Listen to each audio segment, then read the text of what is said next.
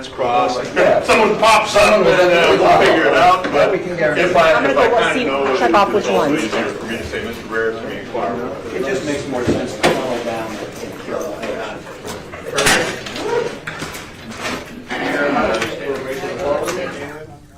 Almonds.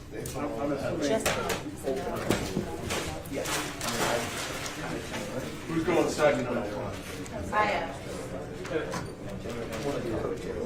George, are you first, second, or third for opening? Hey, Judge. Morning. How you doing? I'm good. I want coffee and chocolate. There you go. Judge, it looks like it's working. Feels like we're like. Did you test television? Sorry? Oh, let me test that, yeah. Yeah. You can. Yeah, actually, if you guys are sitting, it's one of those that are comfortable. Yeah, but we don't need them.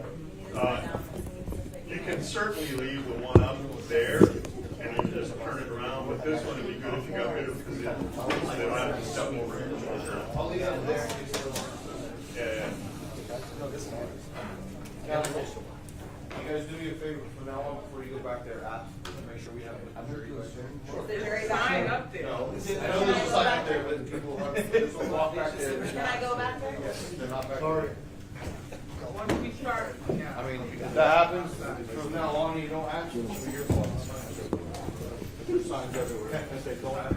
Yeah, jury in progress.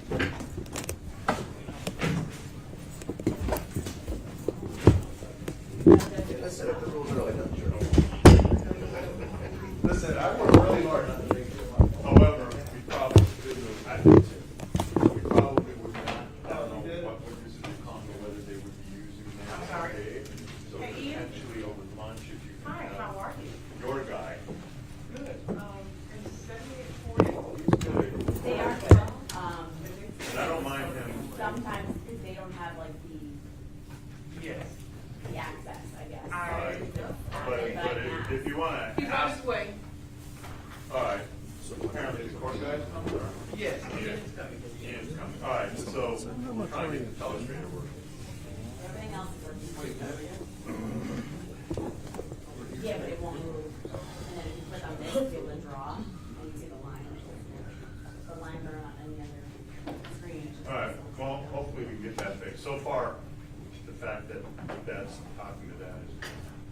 Judge, I have one suggestion. I understand the state's reluctance to let us know witnesses in advance the day before, so we can prepare. I understand why they're taking that position. But in terms of today, could we know who's going to be here so we can at least go through our boxes and assemble what we need? Because if all three lawyers start to go to their boxes at the same moment the state calls the witness, we don't know who they are. It's going to be a distraction. I think it would be nice, but I cannot require it. I don't know that there's any rule that says they have to. Then just give us a minute or two, Judge, if the state Certainly. doesn't want to, we get our stuff in order, and we'll be happy to do it then. Very well.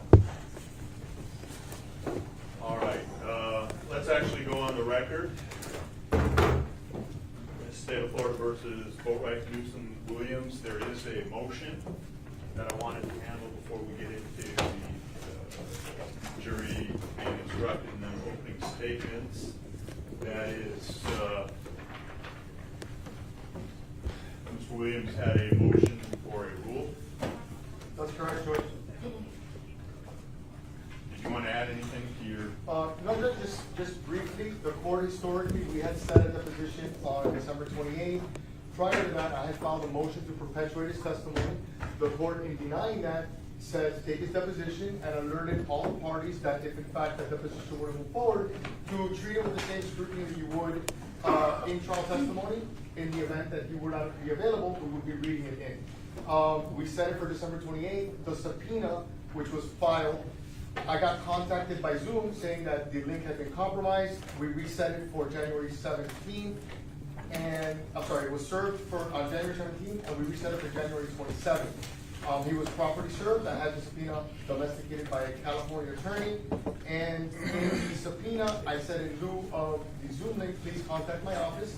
I filed a affidavit from my assistant, Giselle Lynch, to alert the court that no one on behalf of Aubrey Graham Drake or anybody else reached out to alert us that he was going to fulfill his obligations pursuant to that subpoena. That subpoena was dropped off at the Beverly Crest where he lives, and the notarized return of service pretty much specifies all the rules that that the prosecutor went through and on the actions that he went through. Additionally, I filed an affidavit from the California attorney that domesticated it, alerting the court that she did comply with the California law.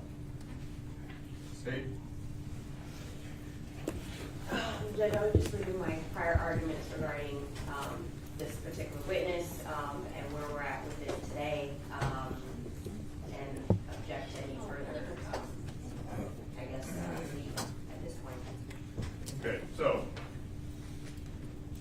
understanding that the relevancy and materiality of the witness has not yet been established, but the court said that that potentially could be established through the taking of the deposition. The objections that you have, haven't ruled on because I want to know what's there first.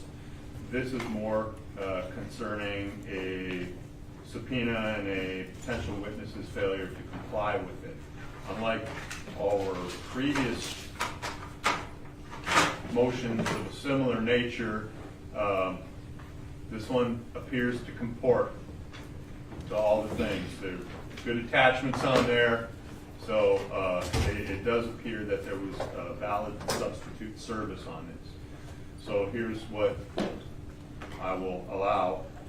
Typically on the rule to show cause, what I do is say I authorize you to do rule to show cause, which is a subpoena under the court's direct order rather than from you. But I do always want a purge date put on there. So you will have to figure out a day when you can reschedule this and say, if you appear for this Zoom deposition, then they don't need to appear on a rule to show cause. If they don't appear and then you have, again, all the proper documentation, then a rule to show cause will be held on a certain date, and if the witness does not comply with that, then we talk about what other sanctions or remedies that might be available up to and including writ of attachments. Okay? But that's 2 steps down the line. So what I'm granting at this point is your ability to do a rule to show cause with a purge date. And any questions? No, sir. All right, there you go.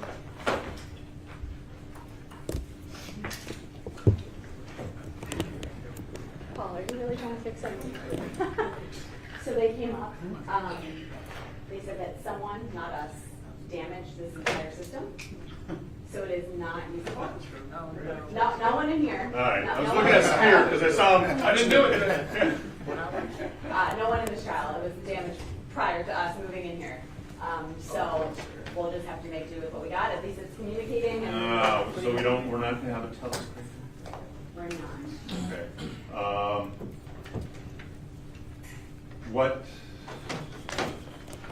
See, the nice thing about that is that the witness can actually do things without getting up from the chair, repositioning.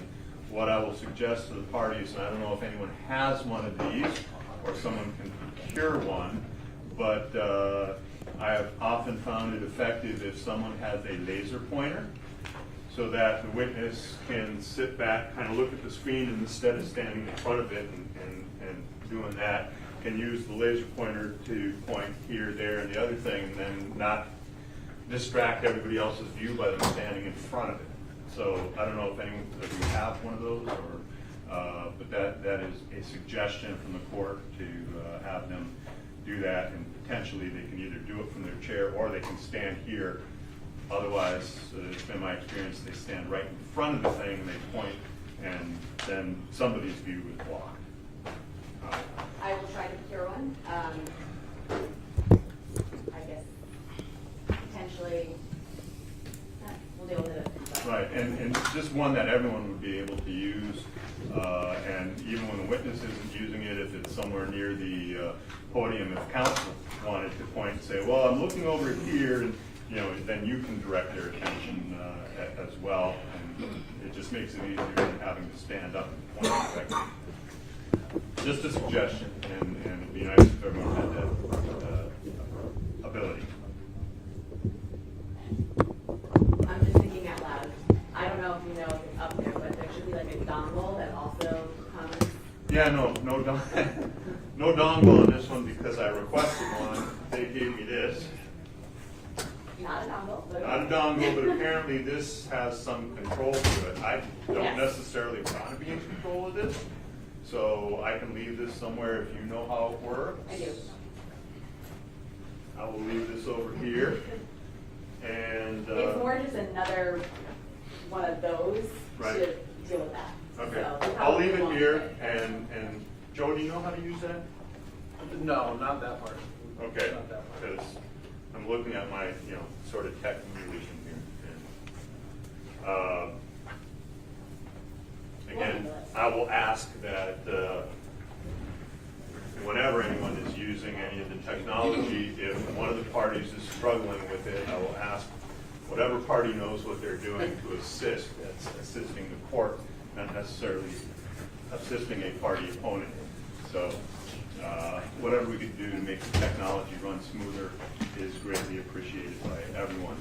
I'm not saying George doesn't know how to use technology, but He should have taught him in the last two trials. Well, I've decided I'm not gonna try to use it. George, I taught you. It's probably my bad. Yes, you did, I didn't learn a thing, you tried. One of the many things I failed to. Judge, as far as openings, I do intend to use that device. I would like to have it flush with the podium so that I can just boom, boom, boom. So if we could have, if the movable. state isn't going to use it, if I could just have a few moments to make that happen. I believe they are going to use it, so when they're done, we can reposition, although it needs power. Yeah. And I don't know. Looking if there's a plug.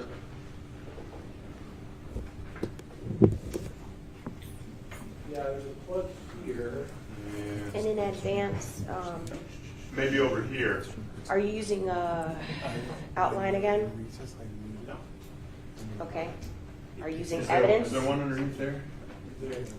It's, yes, it's photographs. Okay. No, there's one. It's overstation, I don't know. Oh, well, there's one, So, Judge, yeah, there's one here. I'd like to address what he's going to show the jury before anything's been entered Okay. into evidence. Hold on, let's just figure out the power supply first. So it just depends on whether the cord is long enough. The cord is not going to be long enough from over here. Do we want to unplug it now and I can test it out, or should we wait for a break and then? Where's Alex? She's, I think, in the restroom. All right. Or no, I don't actually, she wouldn't be. I don't know if she'd be back there. She might be, Okay, because the juror's not there. okay, so then she might be in the restroom. Just as long as someone else who knows what's going on with the technology, you can pull it over and try. I mean, you might have to put it on this side rather than that side of the podium Fine, to as make it long as reach. it's on one of the Or sides. someone will need to find an extension cord. We can do that too. Are you talking about this? Yeah, This, I think this one's gonna be the closest. I would prefer not to have where we're plugging and unplugging in front of the jury. The judge is asking for you about, I think, something to do with. Okay. So you're using it for opening, right?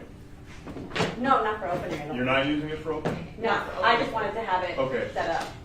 Mr. Kimmock wants to use it for opening, but he would like it positioned near where the podium is now. The cord that's on there now, where it's plugged in, will not fit over there, but I'm wondering if it will fit over here, but I didn't want to unplug it and make it not work all of a sudden. So can we see if it'll fit here and plug? So the key is, it's very fidgety. You have to exit out of every Yeah. application before we move it. And you have to turn it off before you move it, or Okay. it will shut down on us. So Thank you. have at it. So potentially, for the remaining portion of the thing, if someone can secure an extension cord, because primarily we would like it sitting there, but if one of the parties wants to move it over here or something, we should have a cord that's long enough that it can be moved without unplugging it. Let's ask for admin, since they promised me one in the first place. Yeah. See what's in that budget.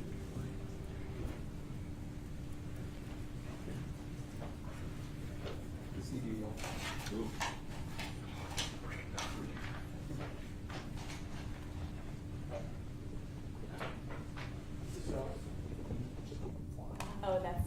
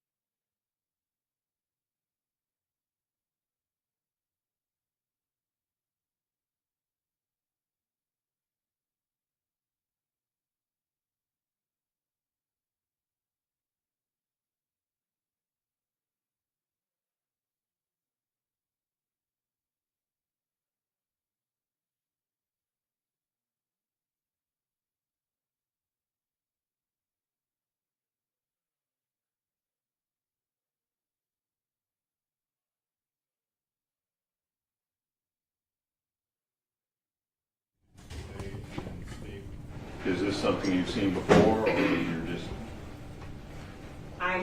Don't know what he's proposing to display. There's a whole number of photographs from the investigation, as well as some like bullet points of what it is that I'm going to talk about. I do not wish to disclose that to the state, especially prior to the state's opening. Bullet points are certainly all right. As far as photographs go for opening, I mean, they haven't been admitted into evidence yet. Judge, opening is what the parties expect that the evidence will show. Nothing that we say has been admitted into evidence yet. I think that it provides a lot of context for exactly what it is that they're going to see during the trial. I'm obviously objecting. Anything that's published to the jury, we are entitled to see. I may have an objection, I may not, I don't know. And I typically don't show evidence at opening to jurors, and so I would be objecting to that. Judge, I do have some issue with you publishing something that has not been offered or admitted. then I'll propose that after the state gives their opening, we will share what it is that we're going to go, and if there's any objection to, if they think that there's anything that I'm going to show that's not going to be admissible evidence, we can address it at that point. But I feel very confident that everything that we're going to show is admissible into evidence. Without, at this moment, disclosing exactly what they are there any things in there that, let me put it another way. So if it appears that what the defense wishes to show at this time is going to be a state exhibit, and we want to have it pre-admitted, we could possibly do that. I don't know how when he's not willing to show. Well, he will be before, what we're saying, he's, I guess not, doesn't want to do it right now, but when you're done, and before he talks, or we could do it right now. You just say, I was hoping to show these particular photographs. State looks at them and says, oh yes, these are ones that we're intending to offer, and if we can pre-admit them, then I see less harm in you publishing photographs that have not been formally admitted, but are being admitted by agreement of the parties. If it's a photograph or something you say, no, that's not part of my group, well, then there might be other foundational things that are going to come up. But if it's something that the state's going to introduce, It's hard for me to respond without knowing, and I don't understand the harm in doing it now as opposed to in the middle of. well, since, I mean, we're getting ready to do that, I would rather not take the break and then have you go look at it, so. Well, the harm, Judge, is that the state hasn't given their opening yet. And so from a strategic standpoint, if I show the state all of the photographs and items that we intend to show during opening, that gives them essentially what our defense is before that they have given their opening. And that's not something that I want to do. And I don't think that I should have to do that. I'm willing to compromise and show the state what it is that we would like to show prior to my opening. I don't see the harm in that. I don't think I should have to do that anyways, but I understand how the court feels, and so I'm willing to do that. Judge, I'm objecting to any photographs being shown at this point. I think it's putting the cart before the horse to say pre-admitting. I'm not going to agree to pre-admit anything. I don't know what photographs exactly. I can't operate that way and make prospective arguments based on something I have no idea. Are we talking about 2 photographs, 10, 11, 15, 20? I actually have never, in my 17 years of practicing, seen photographs shown at this stage. I'm objecting.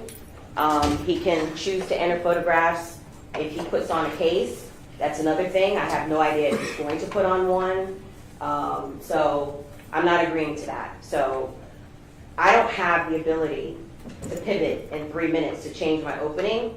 So it's trial day. So if there's something that there's a concern that I'm going to all of a sudden change it, I just don't have the ability to pivot that way. So I'm okay with, because I know Mr. Kimmock has used like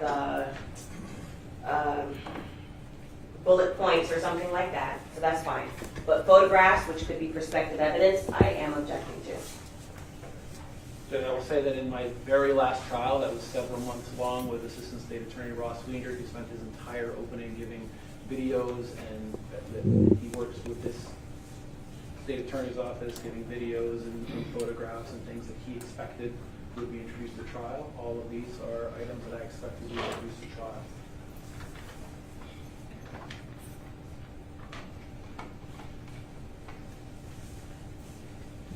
All right, well, look, at this point, I'm willing to take a look at them right now.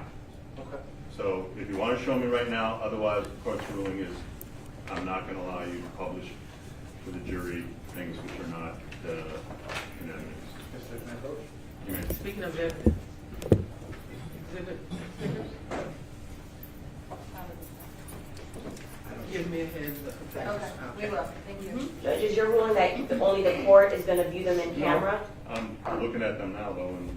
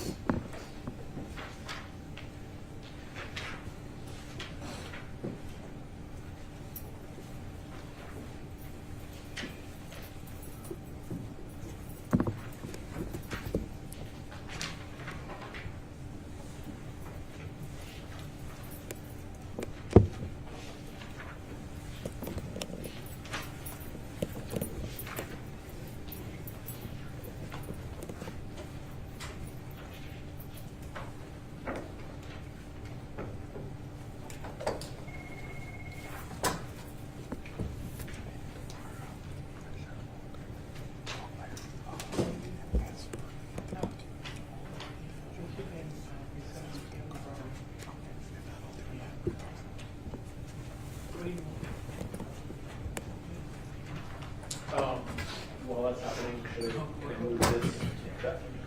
State, you're not using this, correct? I can move this back while y'all are.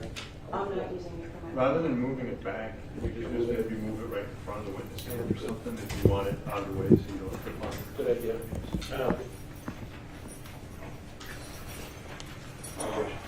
Push off.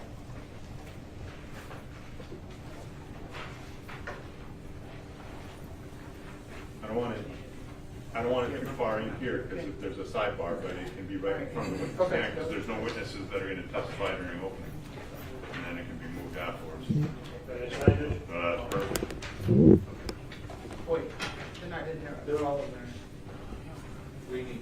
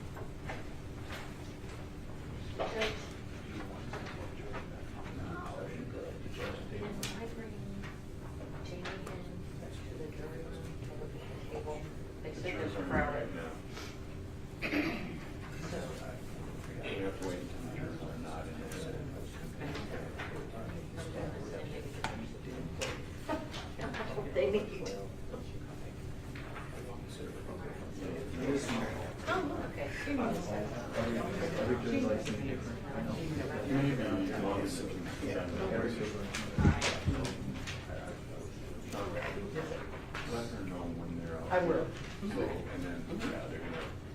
They gotta give us another tape.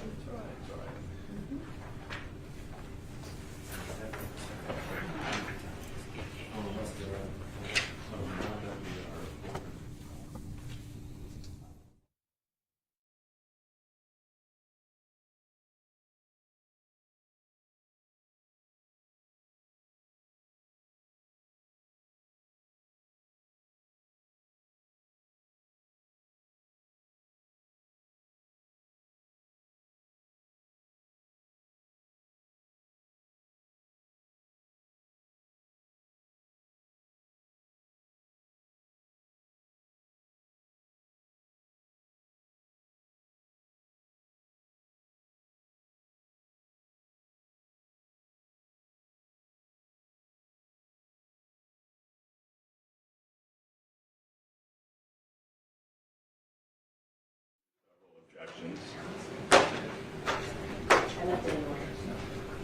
I have,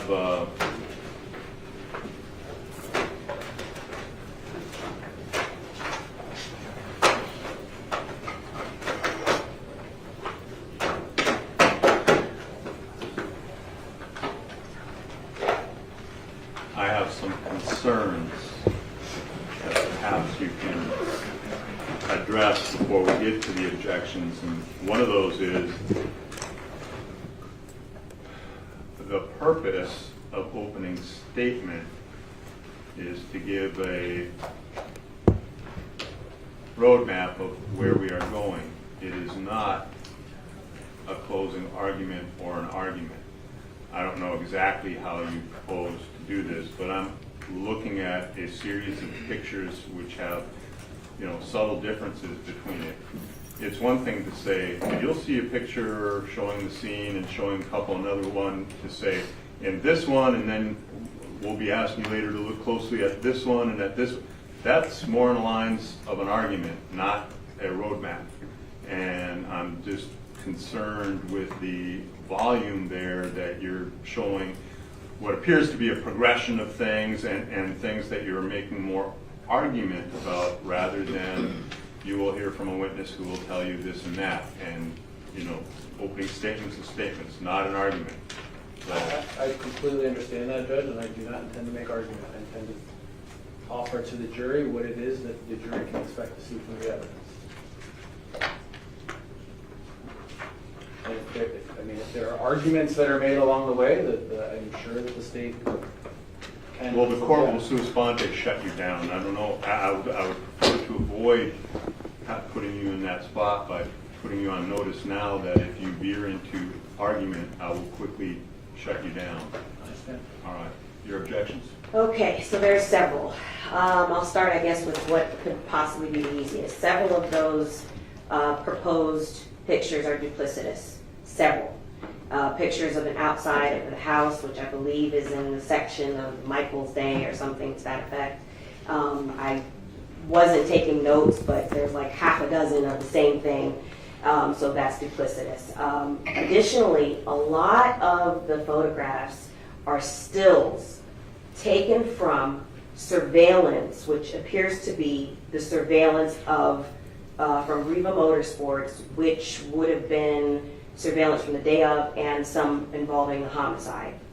Now, the state obviously intends to, at some point, show surveillance. However, these photographs do not, I believe, have the appropriate authentication for several reasons. I don't know if the photographs have been manipulated, enlarged, if there's anything regarding the photographs that that have been photoshopped or whatever. I don't know, without having an opportunity to review it against the original. And so my objection is based on that.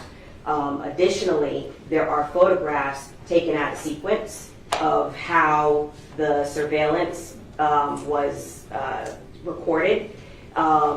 Lack of foundation, rule of completeness, all of these issues that I would normally raise if defense were to try to enter it into evidence, or if I were to try to enter some doctored photographs out of order, I believe objections would be made against the state for that very reason, and I'd have to explain or have some type of foundation as to the purpose of why I'm showing it. So I'm objecting to all that. At this stage, what we have is he wants to be able to, I believe, say, or if it's going to be a roadmap, I would submit to the court its argument to say, this is what you will intend to see. Before we even know what the state is going to present, potentially, and at this juncture, it's hard for me to even object in a way that's meaningful for the record purposes, because I don't even know if they're going to put on a case. I won't know that until they decide to announce that to the court and everybody. So this is really putting us in a precarious situation to be able to say, well, okay, we'll agree, or these are items that I may agree. That's why I'm not agreeing at this juncture. I understand. My thought was, and again, these are clips. I don't know if these are still clips that the state had presented to the defense and said, you know, we're entering this one. And if you looked at it and said, yeah, that's states 5 that I intend to introduce, there might be some agreement. If these are exhibits that have been created by the defense from the video, then that's a different matter as well. This is from the video that the state provided us, that the state. These are the stills that you made? Yes, these Okay. are stills that I made from the video that the state just informed the court it is going to be introducing into evidence. It has already introduced it into evidence in previous hearings. This is exactly what the jury is going to see. No. And I have excuse me. please Let him interrupt. finish. And I have an absolute right. The purpose of opening statement is to present to the jury what it is that we expect that the evidence will show. And this is what we expect the evidence will show. The state's argument is like, well, I don't know if they're going to put on a case. I don't know what I'm going to put on yet. That would inhibit us from saying anything during opening statements. This is what we expect. We think it's important. This jury is going to be here for a long time. We think it's important for the jury to see what it is that will come during this case so that we can present to the jury the way that the evidence is going to be presented over the next 2 months. And there's nothing, Mr. Boatwright has a due process right and a right to a fair trial. There is no statute or case or anything that I am aware of that prevents any party from showing photographs, videos, audio, making the opening a multimedia presentation. Rules of evidence. These are items that have not been entered into evidence. He intends to publish. I'm objecting. And at this point, I'm going to sustain that objection. Again, I said if there was something that the parties agreed, if it was their photograph that they provided to you, and that they said they had intended to introduce into evidence, I think it would be a stretch for them to object to say, well, no. But photographs that you have created from the video that they've presented would, before they would be published to the jury, would be subject to objection, authentication, and other, the entire rules of evidence, and I'm not going to let you pre-publish things that have not gone through that procedure. So that's the court's ruling. We object. I'm And asking. Judge, if we do have one moment, so I can talk with the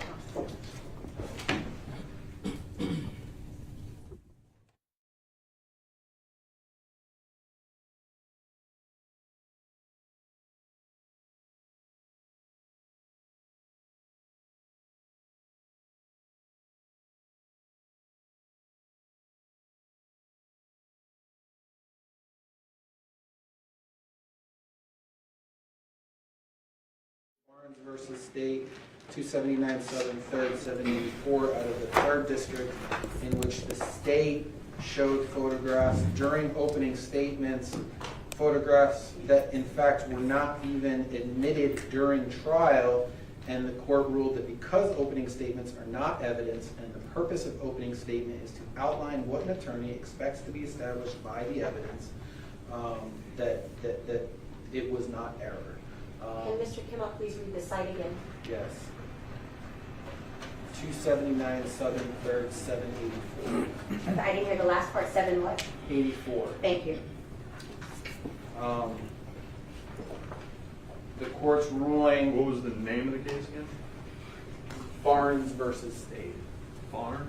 Barnes. Barnes. Barnes. The court's ruling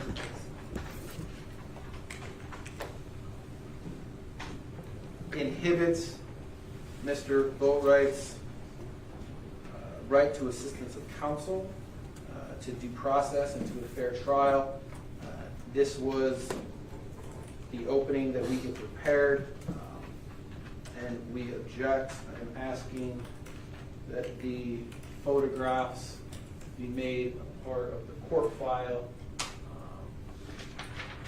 to be preserved for appellate review. And Judge, we would join in that objection on behalf of Mr. Newsom to the extent that evidence that would tend to exculpate his client will I'm also sorry, tend to Mr. exculpate Reyes, mine. that's definitely for Mr. Kimmel is in Here, you take it from the top. Okay, we would join in this objection in the prohibition of these photographs at this stage on behalf of Mr. Newsom on the grounds that while it's not our opening statement or our intent to produce photographs at opening, we believe that any evidence that would tend to help to exculpate Mr. Kimmock's client would also inure to the benefit of our client, particularly under the principal theory. Join on behalf of Mr. Williams. Judge, if I could just add something regarding the exhibit, if Your Honor's. Give me 1 second before you respond. Thank Oh, you. yes, no problem.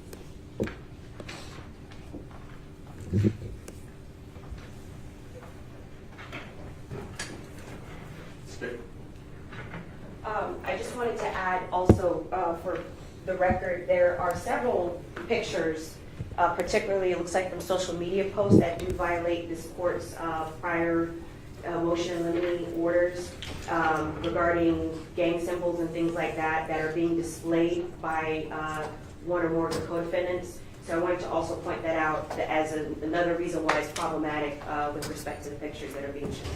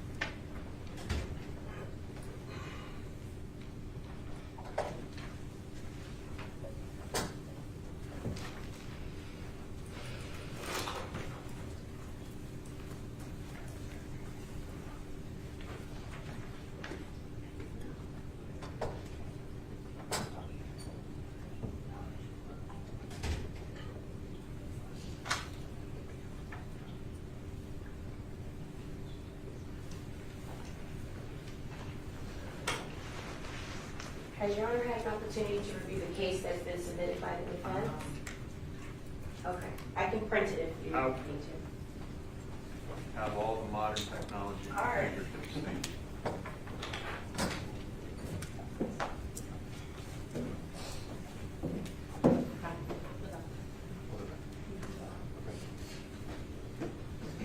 Sorry. did a bit of a movement not to.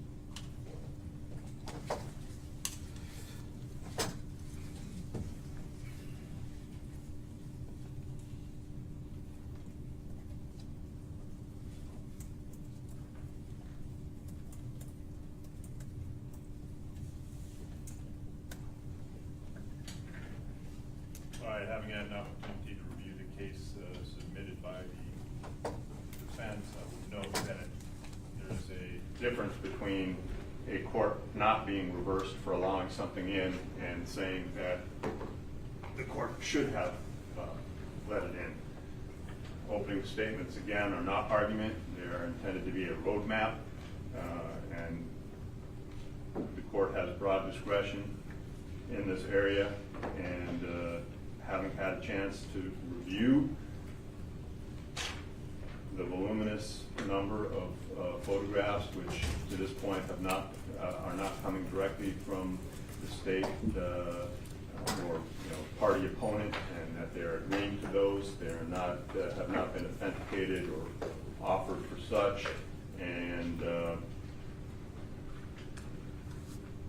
the court is ruling that I'm not going to allow you to publish those potential exhibits to the jury in opening statement. And your entire packet there, I don't know if you have more than one, but if you have a secondary, will be marked as Court Exhibit 1 for purposes of appeal. Thank you, Judge. Schedule-wise, I know that we're about to start opening, and typically after each opening, I don't know who's going to give an opening or not. The Honor will turn to us and say, "State, call your first witness." Our first witness is expected to be in my office in about 15-20 minutes. I doubt we'll be through all the openings in 15 minutes. I just wanted to let the court know, would it be possible after openings, depending on how long it takes, that we take a lunch break possibly? Oh, well, certainly. First of all, how long did the state anticipate their opening will last? I don't think more than 20-25 minutes. Mr. Kimmel? It was going to be about an hour. Now it's probably 30 to 40 minutes. Who's going next? 10 minutes. 10? I'll try to find Much some- more verbose than, no. No, I'm good with 10. Yeah. I'm good with 10, not trying to. I really think so. All right, I might go 15. all right. So all three together, we're talking about an hour and a half, give or take. Okay.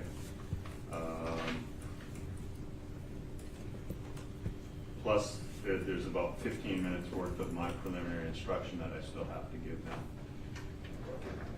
So it is.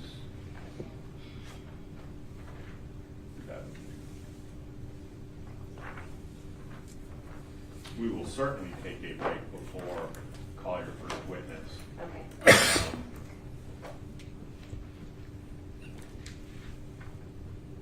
Yeah, and potentially, unless you two want to go after lunch, depending on where we're at, we might just do all this, and then, it's like 11:30-ish now, be like 1:30-ish then, try and get through this. Yes? Thank you, Judge. Let's wait. Well, and see. unless it takes longer and, Sure. Let's wait. No problem either way, but if we go too long, it'd be better probably to break first then. so we'll kind of play that by ear, but at least initially, we'll see if we can't get through all the openings, take lunch, and then call your first witness after lunch. Your goal? Fair enough? Thank you. All right. Anything else to be brought to my attention? Judge, I really can I just go to the bathroom or do you? Okay, let's do that now. Also, one other thing, just let me put on the record. Yes, sir. You're joining in or objecting to Mr. Boatwright not being able to make the opening that he did. As you have no doubt and will continue to tell, these are three separate trials being tried together. That's his opening, it's not yours. Got it. Yeah, they Thank you. oh, okay.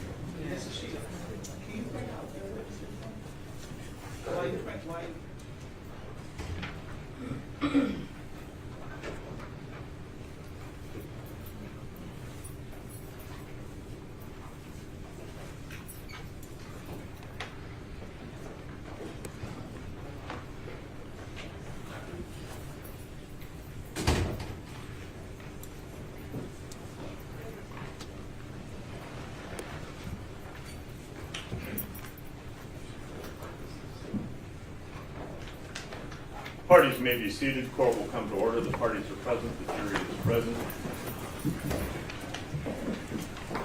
Ladies and gentlemen, good morning. Welcome back. I trust all of you were able to follow the court's admonishments. All right. Well, I think we should get underway now. Let me start with my introductory comments to you, and then we'll go into the openings. Ladies and gentlemen of the jury, you have been selected and sworn as the jury to try the case of the state of Florida versus Michael Boatwright, Trayvon Newsom, and Dedrick Williams. This is a criminal case, and the defendants have been charged with the crimes of first-degree murder with a firearm and armed robbery with a firearm. The definition of the elements of each of these crimes will be explained to you in great detail later in the trial. It shall be your solemn responsibility to determine if the state has proven its accusations beyond and to the exclusion of every reasonable doubt against the defendant. Your verdict must be based solely upon the evidence or the lack of evidence and the law. The indictment, the charging document in this case, is not evidence and should not be considered by you as any proof of guilt. Now, it'll be my responsibility to decide which laws apply to this case and to explain those laws to you. It will be your responsibility to decide what the facts of the case are and to apply the law to those facts. Thus, the province of the jury and the province of the court are well defined, and they do not overlap. That is one of the fundamental principles of our system of justice. Before proceeding further, it'll be helpful if you understand how a trial is conducted. At the beginning of the trial, each of the attorneys will have an opportunity, if they wish, to make an opening statement. An opening statement gives the attorneys a chance to tell you what evidence they believe will be presented during trial. I remind you now, and will remind you throughout this case, that what the attorneys say is not evidence, and you are not to consider any of their statements as evidence. Following the opening statements, witnesses will be called to testify under oath. They will be examined and offered for cross-examination by the attorneys. Documents and other exhibits may also be produced as evidence. After all of the evidence has been presented, the attorneys will be given an opportunity to make their final or closing arguments to you. And following the arguments of the attorneys, I will give you instructions on the laws that apply to this case. Now, you've already heard this one before, and again, we're going to hear this a lot.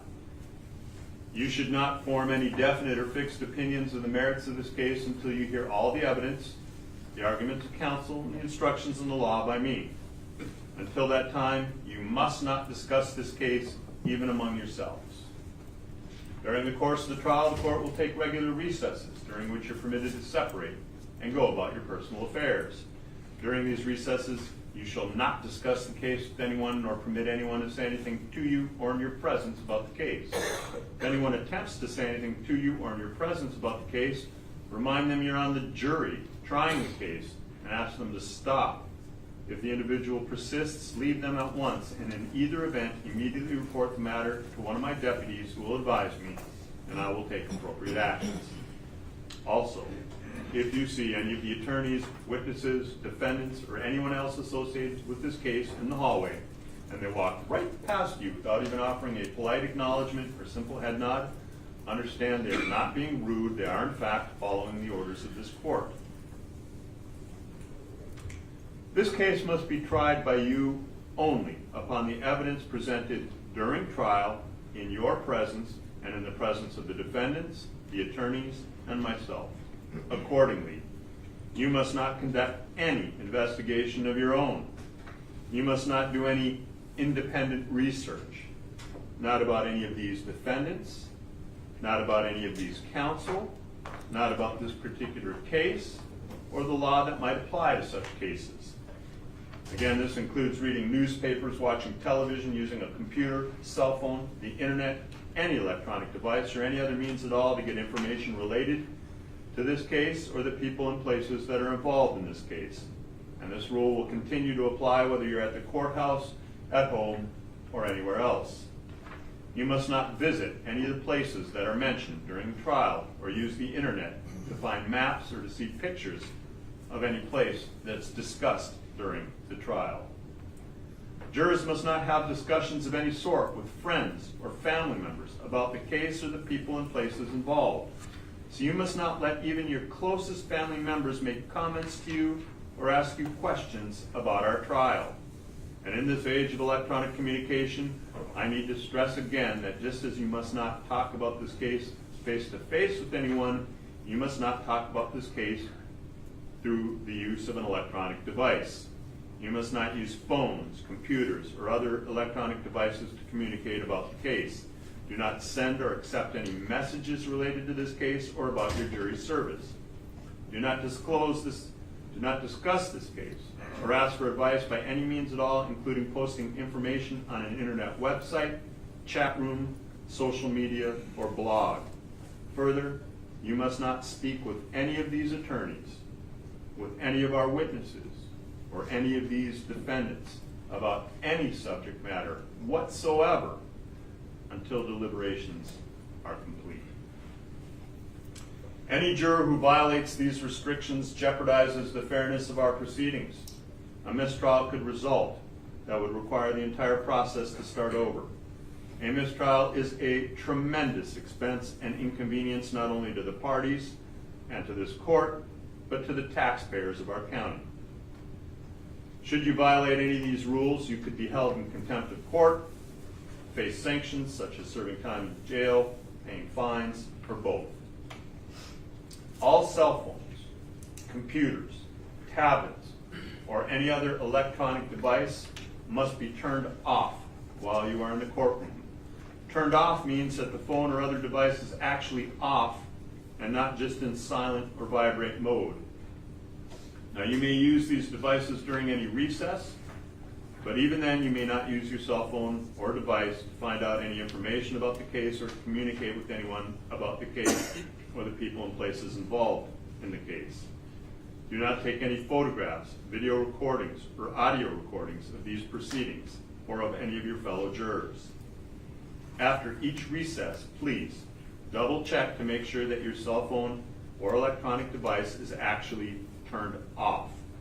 At the end of the case, while you are deliberating, you must not communicate with anyone outside of the jury room, and you may not bring in with you into the jury room any cell phones, computers, or other electronic devices. If someone needs to contact you in an emergency during trial, during deliberations, during anything else, they can leave a message with my chambers, and we'll receive those messages and deliver them to you without delay. So the contact phone number has been provided for you. It's on the back of your jury card. Make sure family members or anyone who might need to get a hold of you in an emergency knows that number, because if they call your phone, it's going to be off, right? Someone will always answer that line. Now, if you'd like to take notes during our trial, you may do so. On the other hand, you're not required to take notes if you do not want to do that. That's left up to you individually. I have provided you each with a notepad and a pen for your use if you wish to take notes. And any notes that you do take are for your personal use. However, you may not take your notes with you from the courtroom. During any recesses, my court deputy will take possession of your notes, secure them, and return them to you once we reconvene. Now, after both sides have rested and you retire to deliberate, you will be allowed to take your notes with you into the deliberation room for your use in there. However, after you've reached a verdict and finished your deliberations, the deputy is going to deliver your notes to me, and I'm going to have them destroyed without looking at them. So you can rest assured no one will ever read your notes except you. If you do take notes, please do not get so involved in the note-taking process that you become distracted from our proceedings. Remember, your notes should be used only as an aid to your memory. Your memory of the events is what you should basically rely on. Whether or not you take notes, again, you should rely on your memory of the evidence, and you should not be unduly influenced by your notes or the notes of another juror should they choose to share them. Notes are not entitled to any greater weight than each juror's memory of the evidence.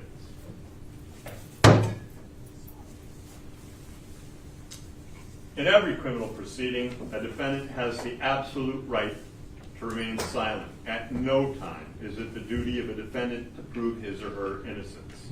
And from the exercise of a defendant's right to remain silent, a jury is not permitted to draw any inference of guilt, and the fact that a defendant does or does not take the witness stand must not influence your verdict in this manner, in any manner whatsoever. Finally, the attorneys are trained in the rules of evidence and trial procedure. It's their duty to make all objections they feel are proper. And when an objection is made, you should not speculate on the reason why it was made. And likewise, when an objection has been sustained or upheld by me, you must not speculate on what might have occurred had the objection not been sustained, nor what a witness might have said had they been permitted to answer. And usually I like to add on at this point and say this. None of you are professional jurors, and most of the witnesses who come in are witnesses. They may or may not have ever testified in the case before. Unlike the attorneys, you folks and those folks are not trained in the rules of evidence. Now, attorneys, they receive lots of training and have spent years trying to understand what the rules of evidence allow and don't allow. And I kind of liken it to this. Do any of you have a dog or a cat at home? Are you familiar with, like with a dog, if there's a loud sound, their ears actually will go up, right? And I don't know if you've noticed, but cats, they have a pretty cool thing. They have like a telescoping ear, right? Sound comes over here, they actually move their ear to that side to go over by the sound. Yeah, funny but true that trial attorneys have become like dogs and cats. When they hear something objectionable, their ear becomes really big and it focuses in. Immediately they know. And so when a question that they believe might be objectionable is asked, the ear gets big, it telescopes over, they pop up, say objection.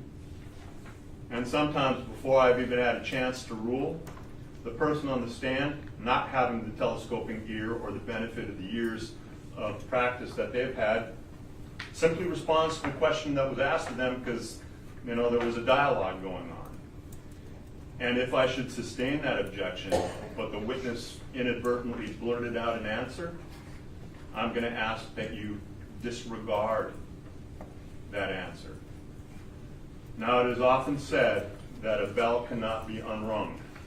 And so I can't, you know, turn the tape back and pull that sound away from you. You've heard it. But it is not impossible for people of reasonable intelligence to disregard something once they've been ordered to do so. So I want all of you to be able to assure me that if I tell you to disregard something, first of all, forget it, put it out of your mind. And secondly, if you are in deliberations and someone should bring up something that was brought out and objected to, and that objection was sustained, and I told you to disregard, it would be incumbent upon you to tell your fellow juror, wait a minute, judge told us to disregard that, can play no role in our deliberation. And another juror say, oh, you're right, nah, forget about that. Okay, can you all do that? Yes. I'm sure you can. All right, with those ground rules, we're ready to get underway with the opening statements. Again, this is an opportunity. Judge, we have an objection. You may.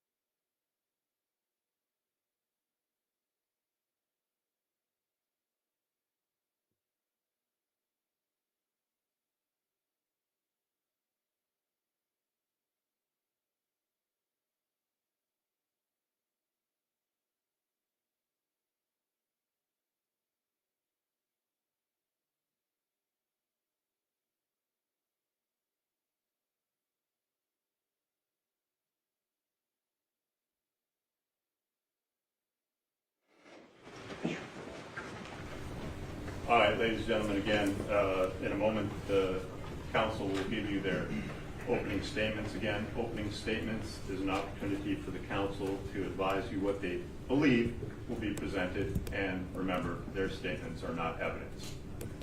But do listen carefully. Thank you. State of Florida, did you wish to open? Yes, we do. You may. Good afternoon.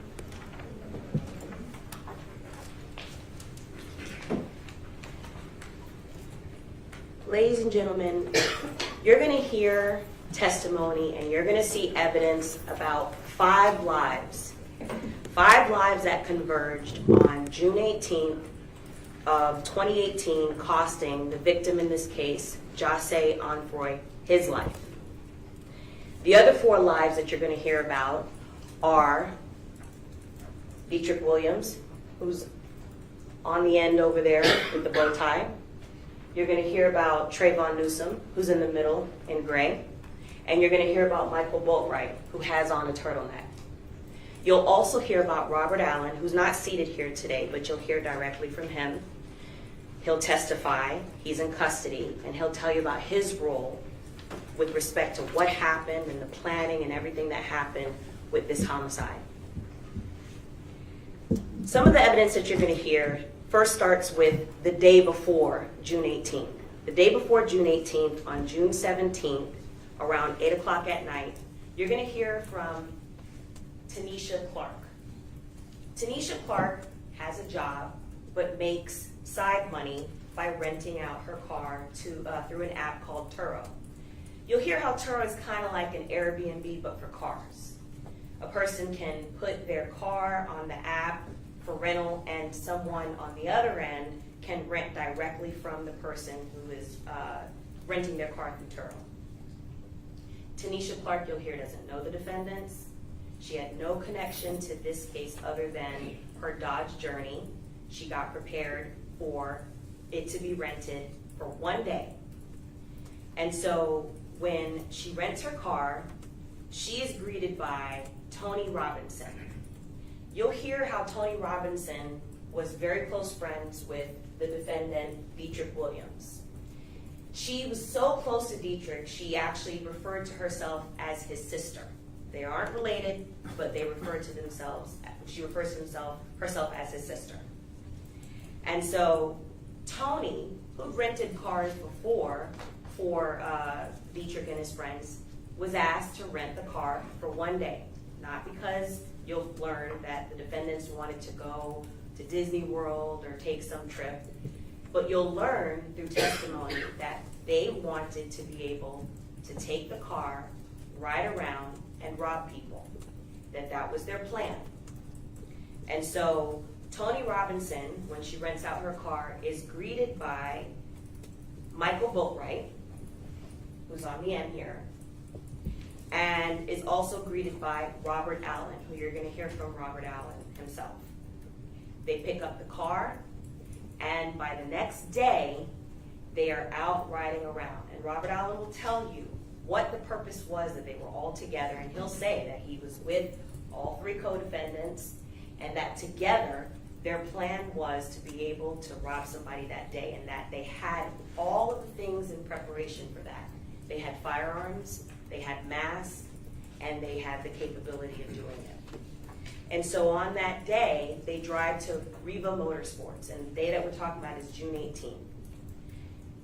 On that same day, on June 18th, the morning of, before the homicide occurs, you're going to hear how Jose Onfroy, who is commonly referred to as XXXTentacion, woke up that morning, was woken up by his mom. You'll hear how he was a young celebrity rapper who gained his fame through a lot of his exposure through social media and downloads and things like that, and was very much a self-made artist who then rose up the ranks. He was wealthy as a result of his celebrity, and he also had a pregnant girlfriend who was pregnant with his first child. Jose that morning decided to go to the bank first. He lived out in Parkland and decided to go to Bank of America. You're going to see some surveillance from that, and you're going to hear from the teller who actually helped him at Bank of America because he was a regular customer. That morning, after going to the bank, his plan was to be able to go to Reba Motorsports. You're going to hear how he's also a regular customer at Reba Motorsports. And at Reba Motorsports, he intended on purchasing motorbikes, plural, possibly one or more, and that he'd done that before, and that was something that, you know, he wanted to do for himself and his friends. On that particular day, that morning, when he went to the bank, his intention was to withdraw $250,000 in cash to be able to make the purchase later on at Reba Motorsports. The bank, you'll hear, did not have that amount on hand, and so they dispensed $50,000 to him from his account of his own money. You'll hear how later in the week, a few days later, he was slated to come back to the bank to collect the rest of the $200,000, and unfortunately, he never made it. What ends up happening after he leaves the bank, he puts the cash in what he often carried with him, which is a Louis Vuitton satchel. Also, you'll hear how his mother that day was concerned about him going to the Reba Motorsports by himself. She wanted him to be accompanied. A, because she knew, she'll tell you, that she expected for him to purchase some motorbikes and needed for him to ride back with someone to ride the motorbike and someone to be able to drive his car back, because obviously he couldn't do both. So she, you'll hear, asked a gentleman by the name of Leonard Kerr, who is related, not by blood, to the victim, in that he is the uncle of Jose's younger brother. So Leonard Kerr accompanies Jose to Reba Motorsports. And Jose, you'll hear, is driving a very expensive car, a BMW i8, which we don't normally see on the road, so it's very easy to spot. It's a sports car that has butterfly doors and is very fast. And Jose himself, besides driving this very expensive sports car, is also very identifiable. Besides the fact that he's a celebrity, you'll get to see that at the time of his death, he also wore his hair in a hairstyle of blue dreadlocks. So it kind of stood out on top of everything else. And on that day, he traveled to Reba Motorsports unarmed with his, let's call him, for lack of a better term, step-uncle, Leonard Kerr, to go purchase these motorbikes. And at that same time that Jose and Mr. Kerr are at Reba Motorsports, you'll hear how the 4 co-defendants in this case, the 3 of whom are on trial, traveled in the Dodge Journey to the same Reba Motorsports. And while 2 of the defendants, Robert Allen, who's going to testify, and Dietrich Williams, who's on the end with the bow tie, go inside the store to purchase neoprene masks, they spot Jose inside the store. And this is all captured on surveillance, so you'll be able to see this for yourself in addition to hearing testimony about it. And so when they spot Jose, who has the blue hair and he has a very expensive gold necklace on and his Louis Vuitton satchel, they immediately, Robert Allen and Dietrich Williams, start communicating to the 2 co-defendants, Trayvon Newsom and Michael Boatwright, who are still in the Dodge Journey waiting for them to come back to the car. And it's the communication, I'm not giving you exact words, but something to the effect of that they spot the victim who's inside Reba Motorsports. And they are automatically spotting the fact that he's a celebrity. And so when Dietrich Williams and Robert Allen go back to the vehicle, now all 4 co-defendants are in the vehicle and the actions are set in motion. You'll hear about the layout of the parking lot of Riva Motorsports. There's only 2 entrances and 1 exit. One of the 2 entrances is one way, and so you can't exit. And the second entrance is an exit and an entrance. And the entire Riva Motorsports has surveillance inside and out. And the parking lot is encased by a fence. And so they are able to position themselves just across the street, and you'll be able to see how the 4 co-defendants in the car, Dietrich Williams, who's driving, by the way, go across the street and back in their car and lie in wait for several minutes for the victim to come out. They're able to easily spot his car because there's no other car like it in the parking lot. And you'll hear how they lie in wait for the victim to come out to exit the only exit of that parking lot. And you'll hear also, more importantly, what the conversation is in the car as they get ready to rob the victim. Michael Boatwright puts on his mask. Trayvon Newsome also puts on a mask. They have hoodies. They arm themselves with firearms. Michael Boatwright gets a firearm. You'll hear how also Trayvon Newsome gets a firearm. Amongst the 4 of them, they decide who's going to jump out. You'll also get to see the differences between the 4, because you'll note that it's very important, the physical differences between the 4. Michael Boatwright is the tallest, skinniest out of the 4. Trayvon Newsome is next as far as the height. And there's a big height difference between Michael Boatwright, Trayvon Newsome, and Dietrich Williams, who's the shortest and stocky build. You'll also be able to see that day, Dietrich Williams has tattoos. His nickname is actually Tattoo Chucky. And in addition to the fact that Dietrich Williams is very short in stature and stocky compared to the 2 gunmen, Robert Allen, you'll see, is also short, and he's also overweight. Significantly overweight, and more overweight than the 3 co-defendants that are sitting here before you. You'll note that there's a difference in their height, weight, stature, the way they walk, the gait, because as you look at the surveillance, you'll note and you'll hear testimony about who is who and how the difference between the 4 co-defendants of who did what. And so when there comes a point when you're looking at the surveillance and you see 2 tall gunmen jump out of the vehicle, you'll be able to note, I submit to you, that Trayvon Newsome is one of the gunmen, and that Michael Boatwright is the other gunman. And so Dietrich Williams, driving, cuts off the victim as he's trying to exit Riva Motorsports. And as just like they planned, they're able to cut off the victim so that he can't move his car without either crashing it or whatever.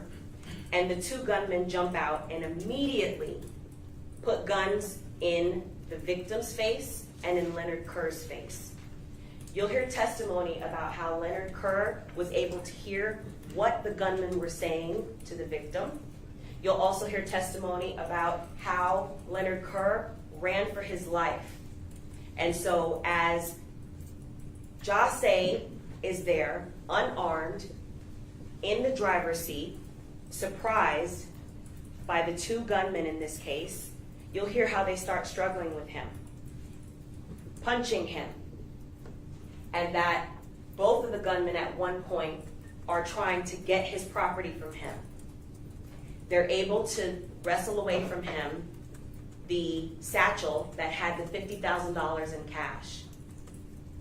And without any provocation, without any type of weapons or anything being used by the victim, you'll hear how Michael Boatwright fires several times, killing the victim at close range. You'll also be able to see the surveillance that shows this. Immediately after the homicide, when they leave the victim there to die, the 4 of them leave the scene, and then they divvy up the spoils of their robbery. You'll hear how the $50,000 is allocated between them, directed by Dietrich Williams. Who's going to get what amount of who's going to get what based on their participation. You'll also hear how immediately after the homicide, in addition to divvying up the spoils of the robbery, they then go on social media and start bragging about how they have all this influx of cash. You'll hear how, in addition to bragging on social media with the cash, flashing it as if it's Christmas Day, and being very, you'll be able to tell for yourself in terms of their demeanor and how they acted with the spoils of the robbery. You'll also see that shortly after, they then start to put in a plan, because by now, because of the celebrity of the victim, this was all over the news and the surveillance was all over the news. So then you'll hear how 2 of them immediately hit town. They go out of town to be able to try to get out of Dodge, so to speak. You'll hear testimony about where they go. You'll hear testimony from law enforcement about how all 4 suspects got on their radar, how they were able to be tracked by digital forensics and by some physical evidence that was found later at properties of the defendants.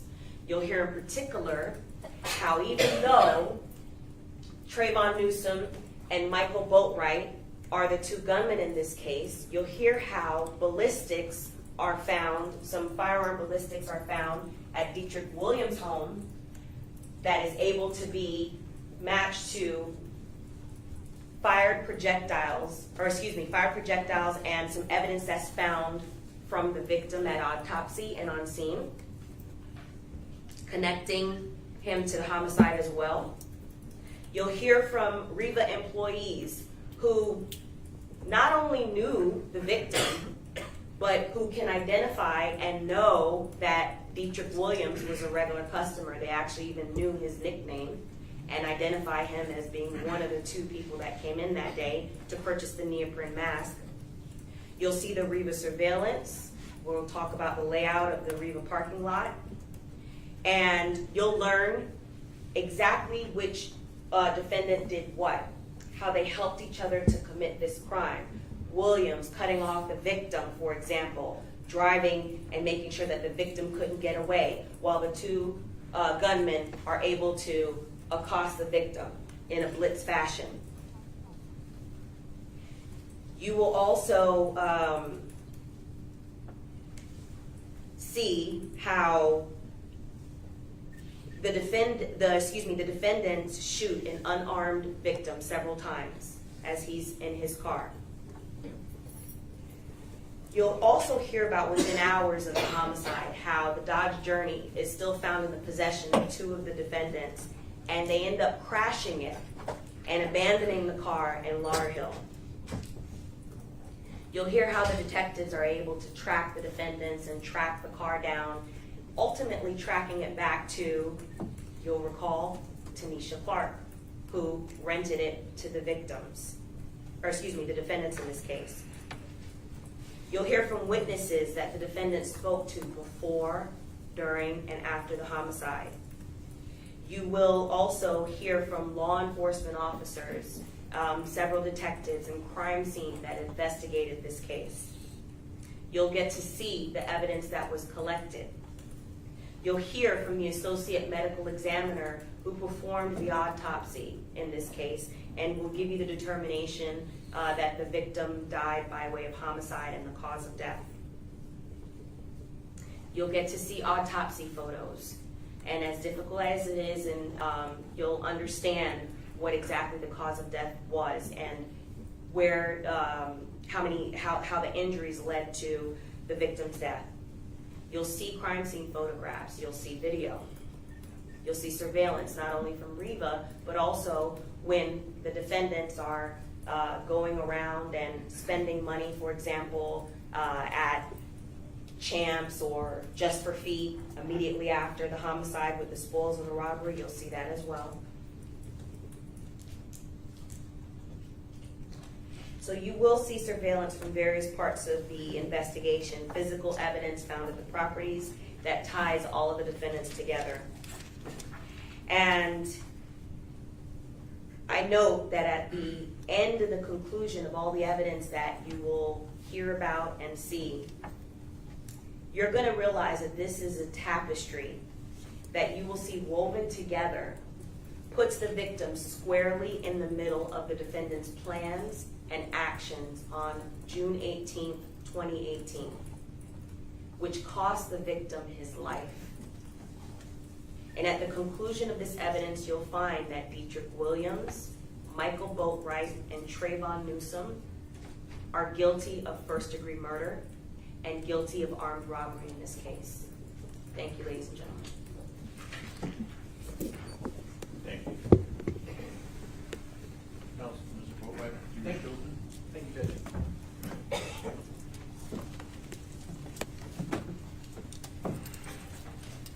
Good afternoon. Finally, for over 4.5 years, Michael has been accused of a terrible murder that he did not commit. For 4.5 years, he has had this accusation branded about across our community and across the world. And finally, Michael is getting his day in court. Michael Boatwright is not guilty. The police in 2018 arrested the wrong man. On behalf of Michael, on behalf of his family, on behalf of the entire team, we thank you for being jurors in this case and for your attention. I want to start by talking about the things that I think we agree on, the things that we know about this murder. June 18th, 2018, Jose Onfroy decided he was going to go to a place called Riva Motorsports to buy a bike. We know of only 2 people he told of his intentions: his mother, Cleopatra Bernard, and his girlfriend, Genesis Sanchez. His mother asks a man named Leonard Kerr to go with him. And you will hear that she had never done this before, that this was a new decision that she had made. But Leonard Kerr goes along with Mr. Onfroy. You will hear that Leonard Kerr and Cleopatra Bernard, again, Mr. Onfroy's mom, go to the bank in Coconut Creek, the Bank of America, together. There they meet Mr. Onfroy. Mr. Onfroy takes out $50,000 in cash, and Mr. Kerr and Mr. Onfroy then proceed to Riva Motorsports. You will see the video of Mr. Onfroy and Mr. Kerr arriving at Riva Motorsports. You will see the BMW that Mr. Onfroy is driving pull into the parking lot. You will see the 2 of them walking into the store together. You will see the 2 of them conversing with folks within the store, mostly Mr. Onfroy. Shortly after Mr. Onfroy and Leonard Kerr arrive at Riva Motorsports, you will see a Dodge Journey also arrive at that location. It's a few minutes later. And you will see on the surveillance video 2 men get out of that Dodge Journey. One of them was Dietrich Williams. One of them was a man named Robert Allen. And you will see them on the video very clear as day. That is the 2 men who get out of the car, the Journey. You will see them walk into Riva Motorsports, and you will see the 2 of them essentially go through multiple rooms in Riva Motorsports. And you will see the 2 of them go to a cash register, kind of near the back of the store, where Dietrich engages with the clerk to buy a mask. You will see on the video, while the two of them were there, Diedrich sees somebody that he knows. Sees a man named Keith Grayley, a man who is tall and who is skinny. And you will see the interaction that the two of them have together. And it is an elongated interaction that these two men have together. Eventually, you will see Diedrich effectuate the purchase of the mask. And you will see the three of them, Diedrich Williams, Keith Grayley, and Robert Allen, leave the store together. At this point, you will see Robert Allen and Diedrich Williams go back towards the Dodge Journey, and you will see Keith Grayley kind of walk off across the parking lot. I'm going to ask you to pay very close attention during the video of that man, Keith Grayley, and everything that he does that is captured on surveillance video. In any event, you will see the Dodge Journey then pull out of the Riva parking lot and go across the street. At no point will you see Michael Bori on surveillance video. You won't see them. You won't see anything that looks like Michael Bori. It doesn't exist. You won't see it. You will see the Dodge Journey at that point go essentially back into a parking spot across the street where there is a home. And you will see the Dodge Journey sit there for an extended period of time. Meanwhile, Mr. Onfroy and Mr. Kerr are still in Riva Motorsports. They're still, I guess, discussing whether they're going to buy something. And the Dodge Journey sits there. But it doesn't just sit there and nothing happens. Two very important things happen while the Dodge Journey is in that spot across the street. One, a second car pulls up and parks next to the Dodge Journey. And you will see that on the surveillance video. You will see someone get out of that second vehicle, and you will see that person open up the trunk and remove something from the trunk. Now the view is blocked a little bit. There's trees there, so it's not easy to see. You can't see who that person is. You can't see anything about them. But what you will see is somebody get out of the car, somebody open the trunk, and then him or her kind of move around there in that area. You will then see a third vehicle come, and at this point we've got the Dodge Journey and we've got an SUV that are kind of parked next to each other. You will see a third vehicle come and park in the street behind those first two vehicles, and you will see some sort of interaction between somebody from those two vehicles and the third vehicle that pulls up directly behind them. Again, at this point we're using Riva surveillance video, and it's capturing something both across the parking lot and across the street. So it's small, you can't see faces, but you will see very distinctly those three separate cars there across the street. Meanwhile, you will see that Mr. Onfroy apparently decides not to buy a bike, or decides to leave at that point to do something else before buying a bike. We don't know. But you will see Mr. Onfroy and Mr. Kerr walk out of Riva, go towards their BMW. The Journey is still across the street. You will see the BMW go to exit the Riva Motorsports parking lot area.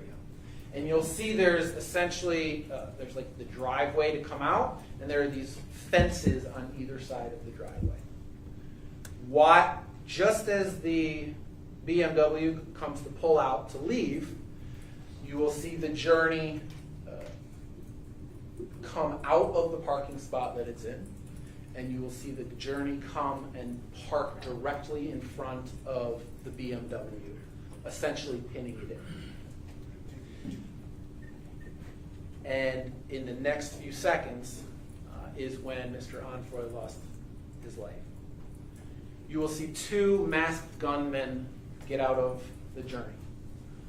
You will see them both go into the driver's side door, the driver's side window. The window was down.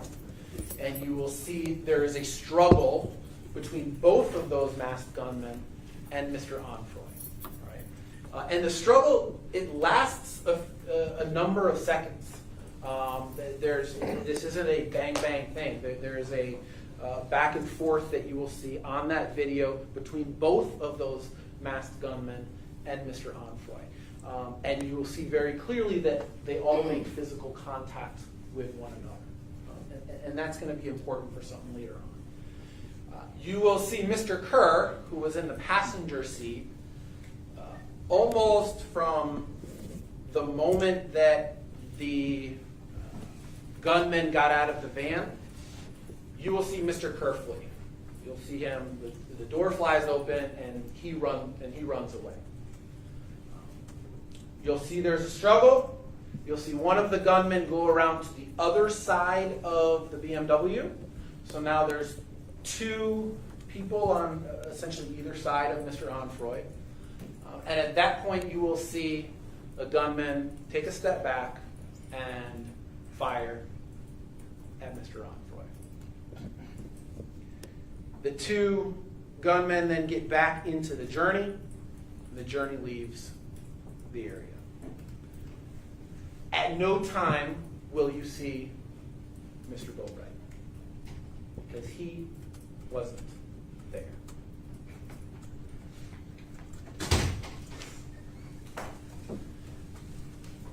You will not see the faces of either of those gunmen. You will not see any identifying characteristics of those gunmen. And I want to be very clear about, with Mr. Boatwright's trial, the question that you are going to be asked. You will see two people from that Journey go into the store, Dedrick Williams and Robbery. Neither of those are Michael Boatwright. The state is going to try to convince you that one of those masked men was Michael Boatwright. They won't be able to do that. Objection argumentative. The evidence will not show that because Michael wasn't there. The evidence is going to show on June 18th of 2018 at 4 o'clock, Michael was home. He was asleep in his bedroom at 1617 Northwest 15th Street in a home that he shared with his grandmother. He was not at Riva Motorsports, and he was not in that Dodge Journey. You will see... Objection, Judge. May we please go sidebar?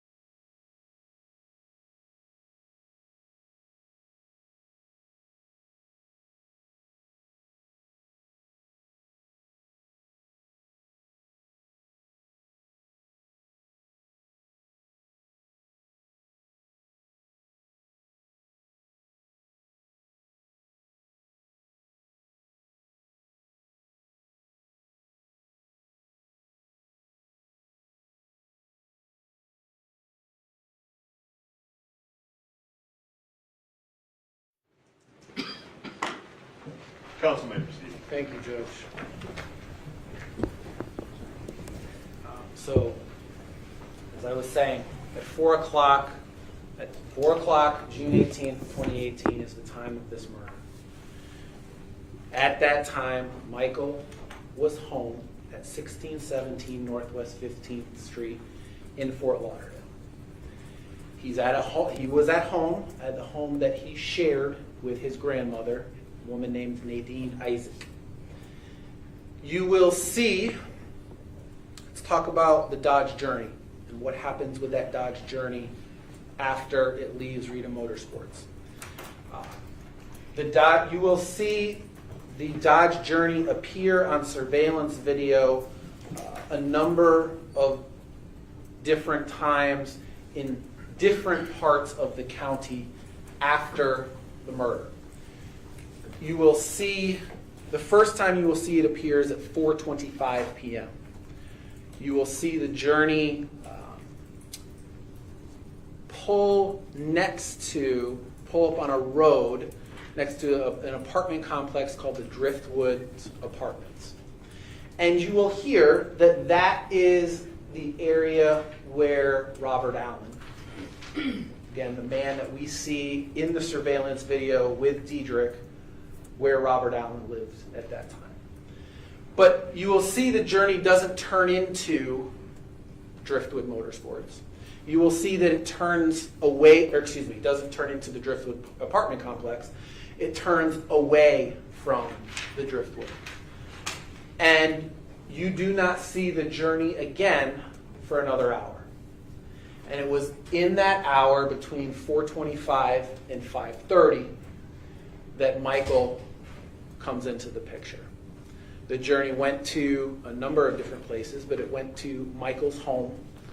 And Michael, at that point, came into the came into the Journey. And you will hear that that was because Robert Allen asked him to park the Journey at the Driftwood apartment complex. And at 5:30, you will see the Journey pull into the Driftwood apartments. You will see it park at the Driftwood apartments, and you will see two men on surveillance video get out of the Journey. This is now an hour and a half after the homicide. And you will see the two men that get out of the Journey at that point. One of them is very clearly Michael Bori.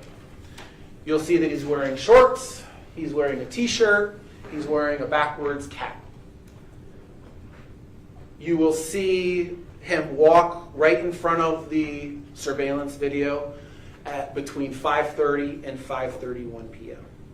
Now you will hear that Michael's home is just a very short few miles away in Fort Lauderdale from the Driftwood apartment complex. They're close together.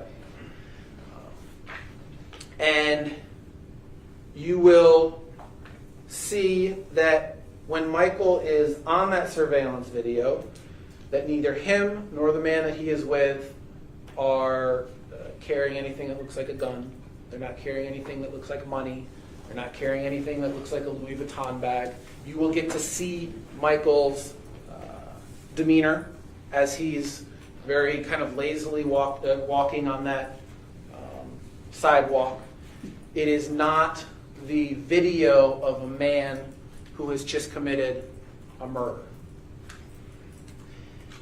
The evidence will show that night that Michael was with, at different parts of that night, both Robert Allen and Trayvon Newsom. The evidence will show that Michael took some very stupid photographs with some money that Robert Allen had. I don't want to hide that from you. You will absolutely see those photographs. And the evidence will show that at some point, Michael learned that someone named XXXTentacion had been shot and killed. And you will see that much later that Michael starts to get nervous about the fact that he moved the car, that he handled some money after the homicide occurred.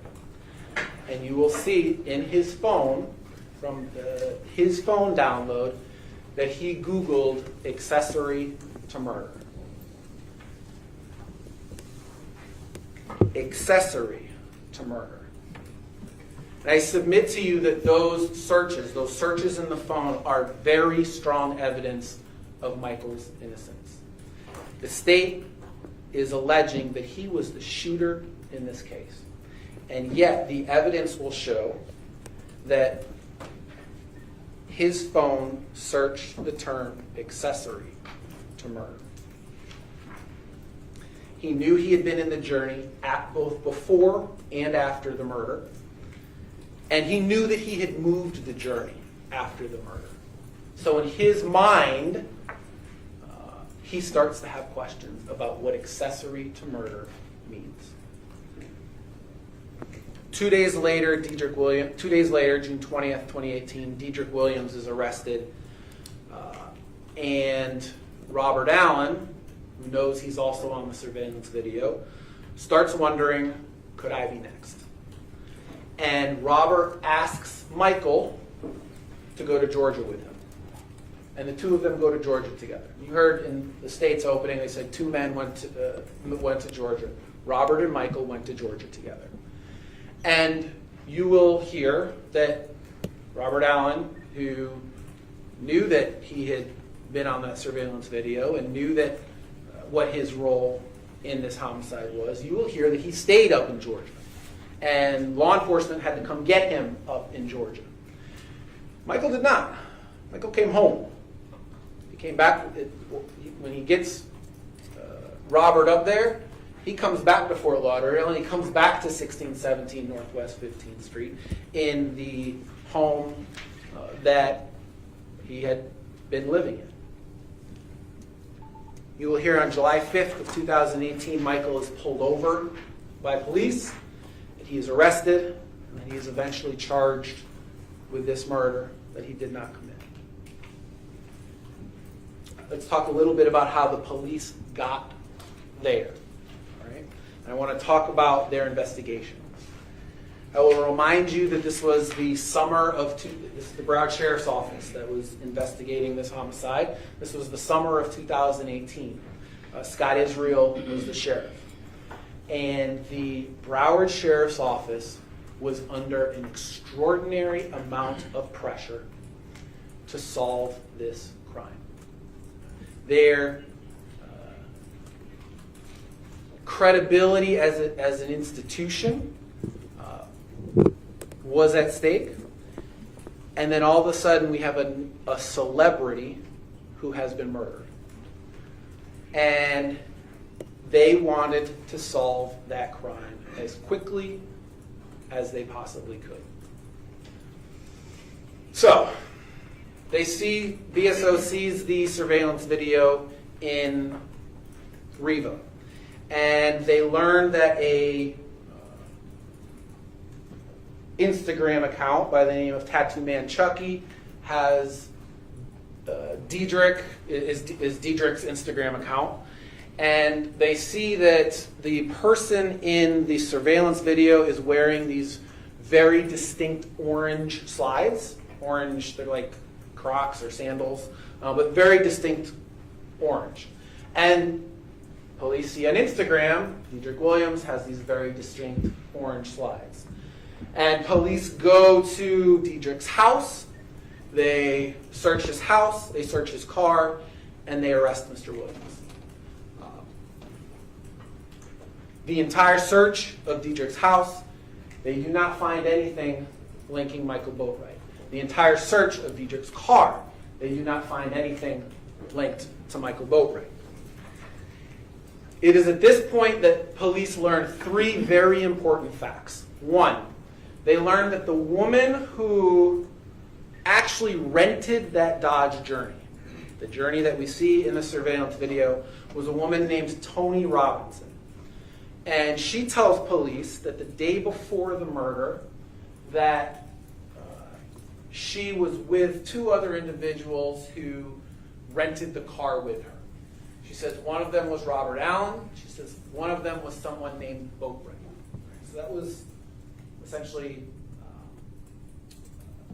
instance one for BSO regarding someone named Bori.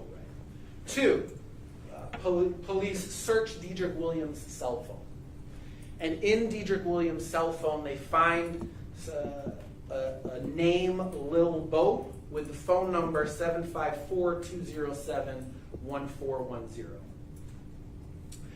And third, the reason that Michael sits in this chair is police get the phone records for 754-207-1410. And those phone records ping to a tower near Riva Motorsports. And from there, with BSO, it was full-on tunnel vision. A phone that Michael used was at the scene of the crime. He must have been there. And so on July 5th, 2018, Michael's in a car. He is stopped. He is arrested. There are two phones that are found in his possession, and police search one of them that has the number 754-207-1410. In this phone, they find some photos that Michael had taken after the murder, and they find these Google searches. And that was essentially the case against Michael Boatwright for 4 years. It was the phone, and it was the photographs. It assumed a whole number of things. It assumed that that phone was actually in Michael's possession at the time of the murder. And it assumed that only someone who had committed a murder would be searching about XXXTentacion, this celebrity who had just been murdered in Broward County, and most of Broward County had heard about it. In fact, there was evidence that police ignored about the phone. There was evidence that that phone was not in Michael's possession that day. And that comes from two very important sources. One was Tony Robinson. Tony Robinson is the woman who rented the car. And she told police that after the Dodge Journey was in a crash, she received a phone call from Boatwright, not from Boatwright's phone. She says that she received a call from Michael Boatwright, who was using Robert Allen's phone on June 18, 2018. And you will see evidence in that phone that a number of other men have used that phone before. That this was a phone that was used by multiple people in Michael's community. That it was not just Michael's phone. But police ignored that. They had this location information, they had these photographs, and they had a crime that they needed to that they needed to solve in a short period of time. And Michael was arrested. And that's where the case stood for 4 years, until last year, the state made Robert Allen a deal. They said, if you plead guilty and you testify against Michael, we will change your charge from murder in the first degree to murder in the second degree. And you will be able to one day get out of prison. Robert Allen is the only person that you will hear from that puts Michael Boatwright at Riva Motorsports on June 18th, 2018. And he has a whole host of reasons to lie. In law school, they teach us don't promise something in opening statement that you can't deliver on during the trial. let me be very clear. If Robert Allen testifies in this case, he will lie. And we will prove that he is lying.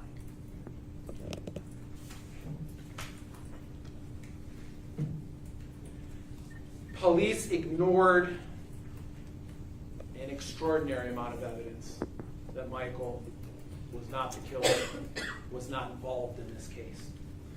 A day after his arrest, BSO searches Michael's home. They go through that home with a fine-tooth comb. They pull out a whole bunch of stuff from the home. They do not find a murder weapon. They do not find lots of money. They take a whole bunch of clothing, pants, shirts. None of that has any of Jose Onfroy's DNA on it. The police processed all of the BMW. So they take the BMW that Mr. Onfroy was in, they tow it back to their facility, and they process that whole thing. And you will see that Mr. Boatwright's fingerprints aren't on the outside of that BMW. They are on the inside of that BMW. Mr. Boatwright's DNA is not on the outside of that BMW, is not on the inside of that BMW. Nothing on the BMW links to Michael Boatwright. You will hear that police processed Mr. Onfroy's body, right, his clothing. They took swabs from underneath his fingernails. They could see that he had been struggling with both of the masked men in this case. And you will hear that Michael's DNA is nowhere to be found. You will hear, again, the murder weapon in this case was never found. You will hear that no money was ever found in Michael's possession. Police, you heard during the state's opening that Leonard Kerr could hear the men who were masked making demands of Jose Onfroy. Could hear his voice clearly. Police never did any kind of voice lineup with Leonard Kerr to try to match it in any way to Mr. Boatwright. You will hear that right after the murder, in the moments after the murder, police received a number of leads as to who had committed this murder that were never followed up on. You will hear that police searched Mr. Onfroy's phone. That the phone that had been in Mr. Onfroy's possession was taken, it was downloaded, and it was searched. And you will see that there are a number of items in that phone that should have caused red flags to any thorough investigator that police did not follow up on. You will hear that police did extensive social media research on all four of the people that were charged in this case. In particular, you will see that police looked at Dedrick Williams' Instagram account. It is a very voluminous Instagram account. And there are a number of people that Dedrick posts with in photographs. There are a number of tall, young men that Dedrick was clearly close with, that he posted with, that he posted in photographs with. None of those men are Michael Boatwright. And you will hear about a man named Sherrod Clayton. Police learned that Sherrod Clayton was babysitting Dedrick Williams' kids at the time of this murder.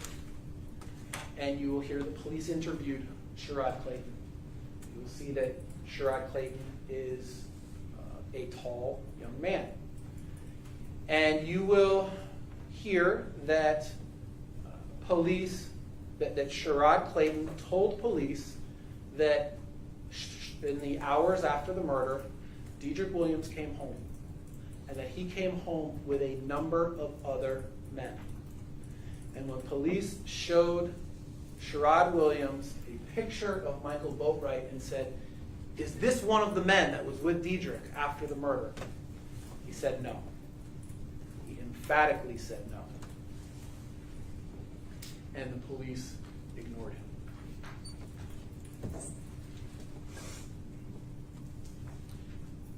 The state is going to be able to show a number of things. They're going to be able to show that Michael had contact with that journey, that he was in that journey, both before, in the day before the murder and after the murder. They're going to be able to show that a phone that he sometimes used was at the scene of the crime at the time of the murder. And they're going to be able to show that Michael had spent time with Trayvon and Dedrick and Robert Allen after the murder. But that little bit of smoke doesn't cause a fire that can be used to convict Michael Boatwright.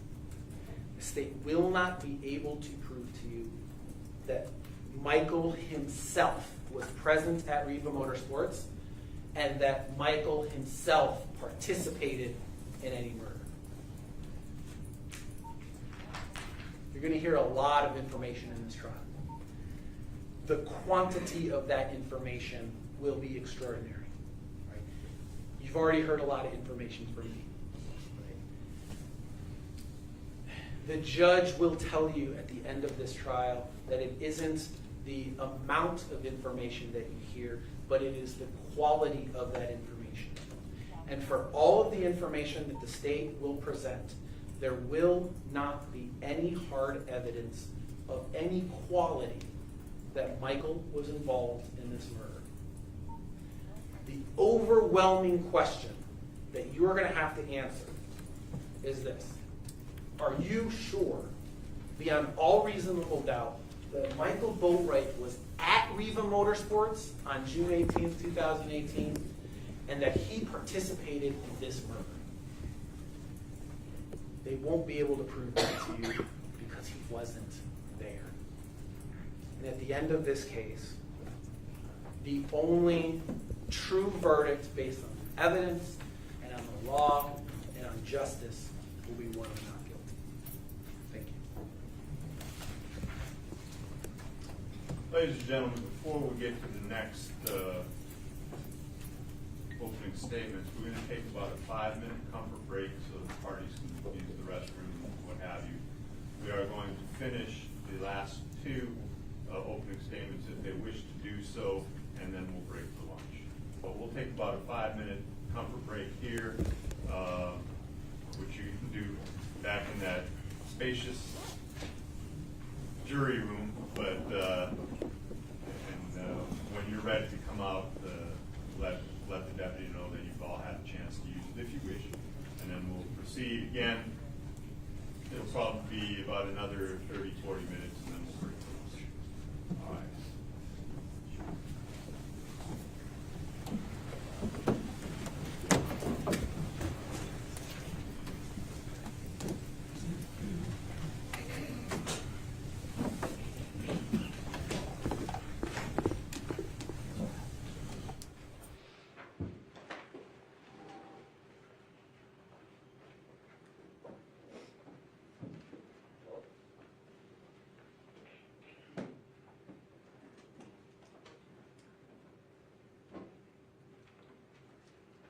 Before you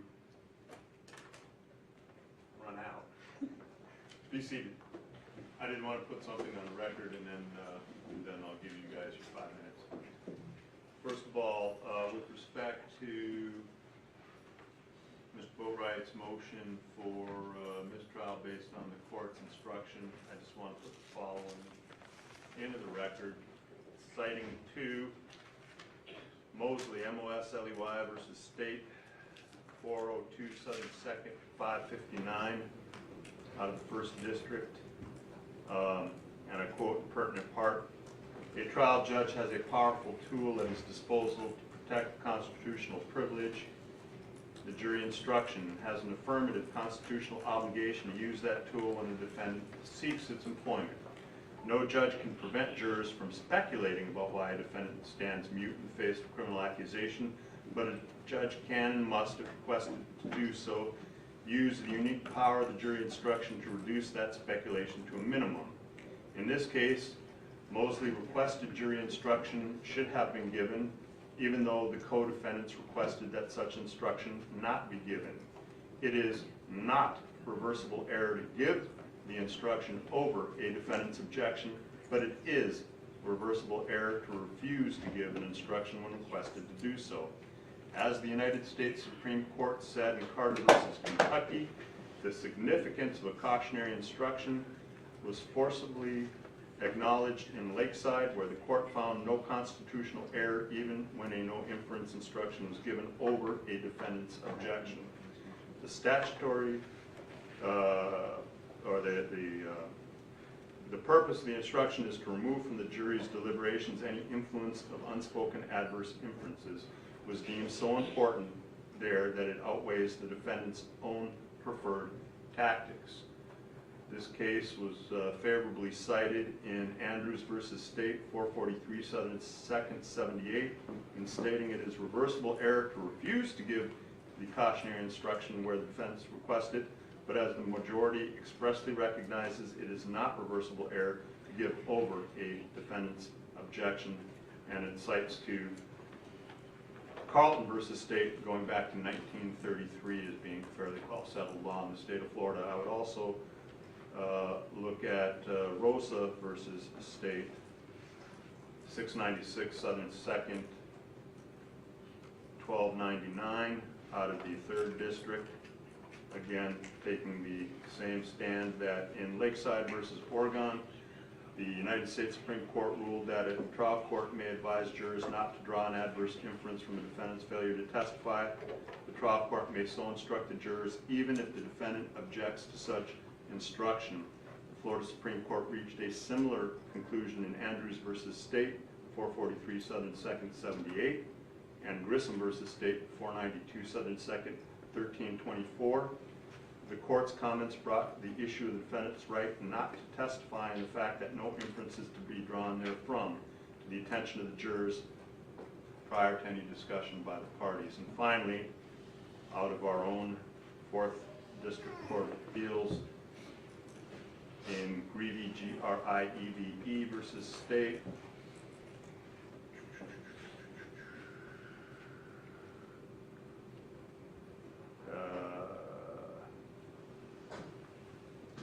court states, in this case, the trial judge correctly and extensively stated the law regarding defendant's right to remain silent at trial. As the Supreme Court indicated in Andrews v. State, which I previously cited, the trial court's recitation of a correct instruction on the defendant's right to remain silent at trial, such as those contained in the Florida Standard Jury Instruction, is not error even when given over the objection of a defendant. Some of it could have been construed as prejudicial against my client, and I would move to settle at this time. I object. Okay.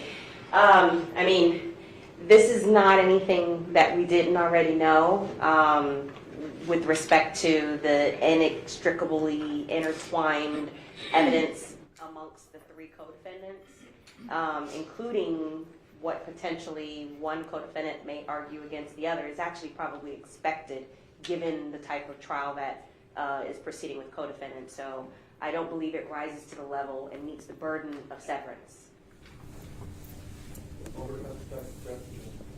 Yes, I mean, I made my ruling on that. I don't think it rises to the necessity requirement of like a Bruton issue, and thankfully, I have and I will continue to remind the jurors that what the attorneys say is not evidence.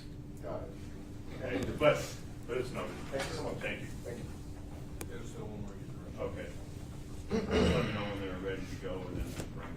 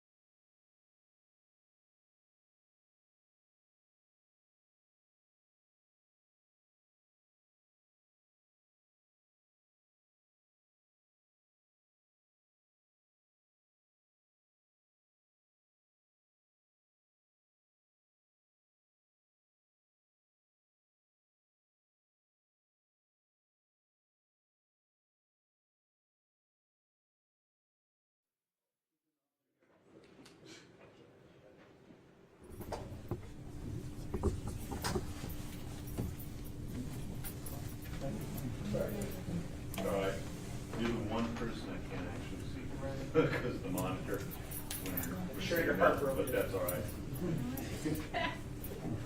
All right, bring him up.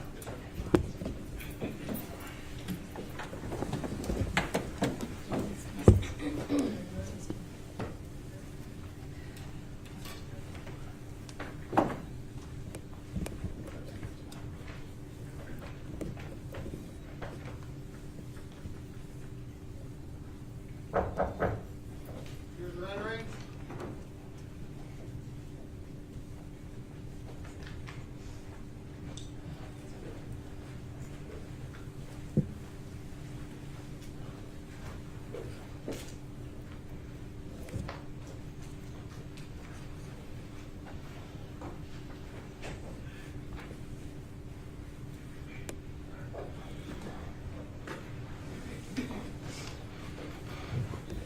Parties may be seated. Court will come to order. The parties are present. The jury panel is present. On the back. Counsel, Ms. Williams, do you wish to make an opening? Yes, sir, thank you so much. You may. It's, good afternoon, how are you guys? We've met before in Wadire. I want to take this opportunity again to thank you guys for your sacrifice and for your attention on behalf of Diedrich and on behalf of my entire team. I really thank you for your sacrifice and for your attention. This case, I was retained on this case almost immediately. So on June 19, 2018, I had the opportunity to, as many criminal defense attorneys and prosecutors that handle homicide cases, I was able to go to Riva. So first thing I did, I went to Riva. And when I got to Riva, is the first time that I understood exactly Mr. Onfroy's impact. When I got there, there was an entire block of candles and pictures, and I'm talking about the entire block.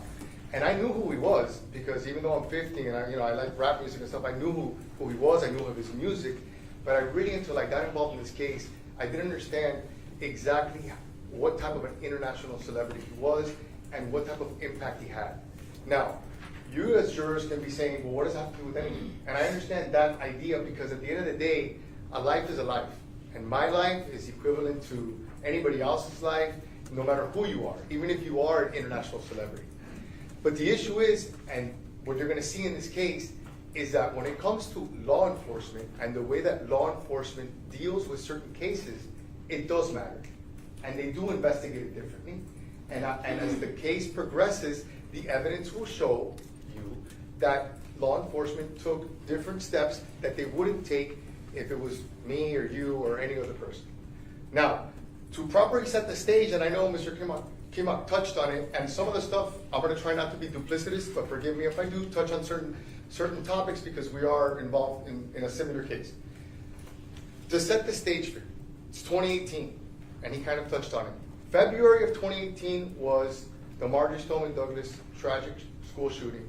I'm going to object to these comments, not relevant and also spreading. Overruled. Like I was saying, that was a horrific, tragic incident that affected Broward County. It affected the citizens of Broward County. It affected BSO. So when you're talking about a law enforcement agency with their back against the wall and with the whole world already watching, that's where they were at in February of 2018.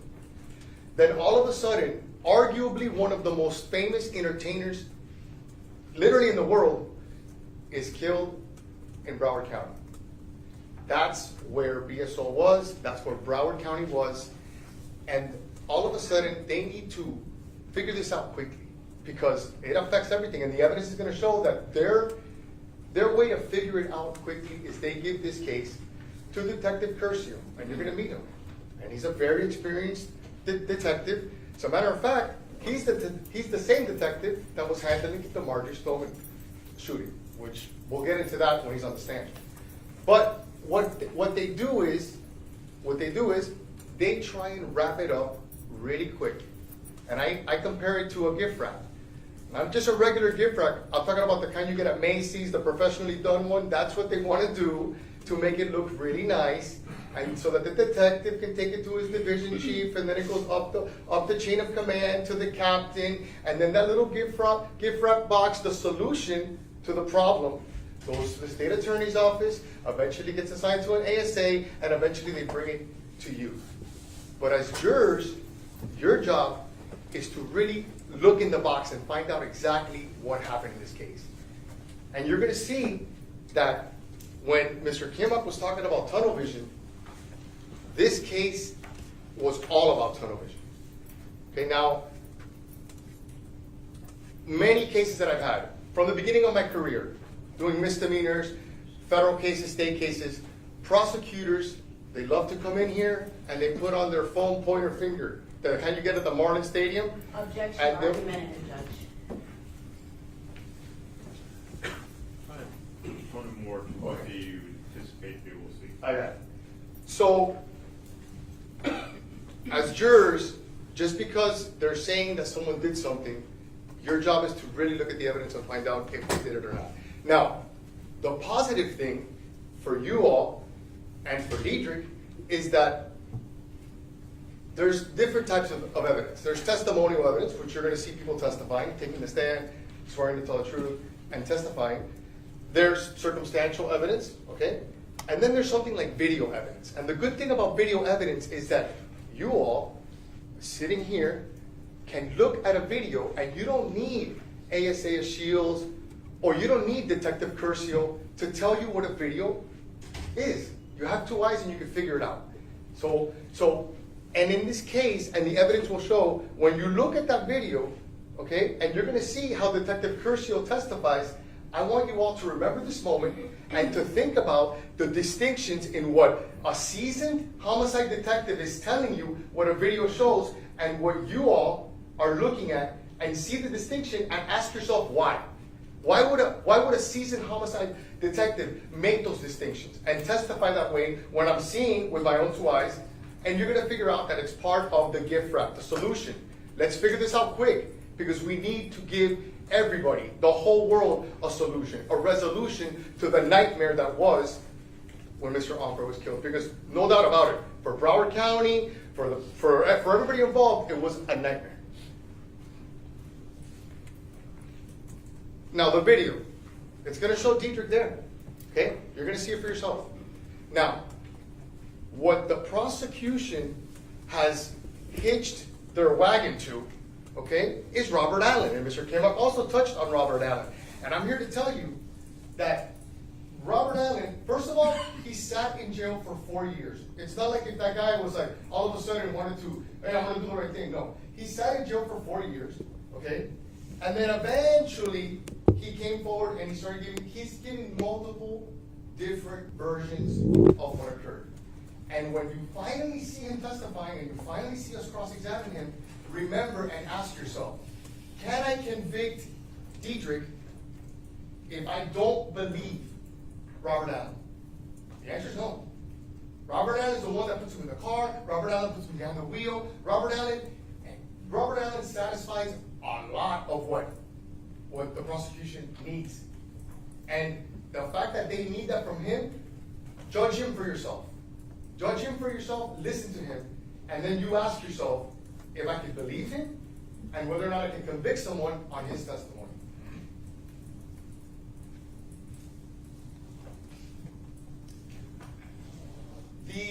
The video, which Mr. Kimak he was pretty thorough about his explanation of the video. The next time you see that dodge, it's in an accident. And it's in an accident like it got T-boned by another car. Totally unexpected. Was my client in the car? No. My client's not in the car.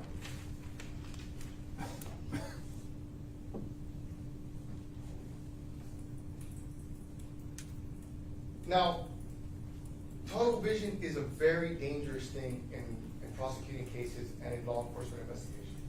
Why? Well, I compare it to driving a motorcycle, which I never have done. My mom never let me do it, but like driving a motorcycle, I'm envisioning like a really fast one. You're trying to get from point A to point B in the fastest amount of time. So what happens? You lose everything in the peripheral, okay? And what happened in this case is that they did that. They wanted to solve the case, resolve the case, close the case so quickly that they refused to listen to any other evidence that didn't comport with what they wanted, what they believed, or what they wanted their narrative to be. Objection, Judge, this is all argumentative, closing argument. The evidence will show, what? Well, that's argumentative, Got it. what the evidence will show. Got it. I got you. So listen, you're gonna hear from Detective Curcio, and I'm gonna, you know, cross-examine him, and I'm gonna get a lot of things out. But for instance, when they, around 2021, the evidence will show that Tanel Carter, Diedrich's ex-girlfriend, came forward and said, hey, I wanna make sure that you guys know that Diedrich wasn't driving. Now, she basically was altering her statement.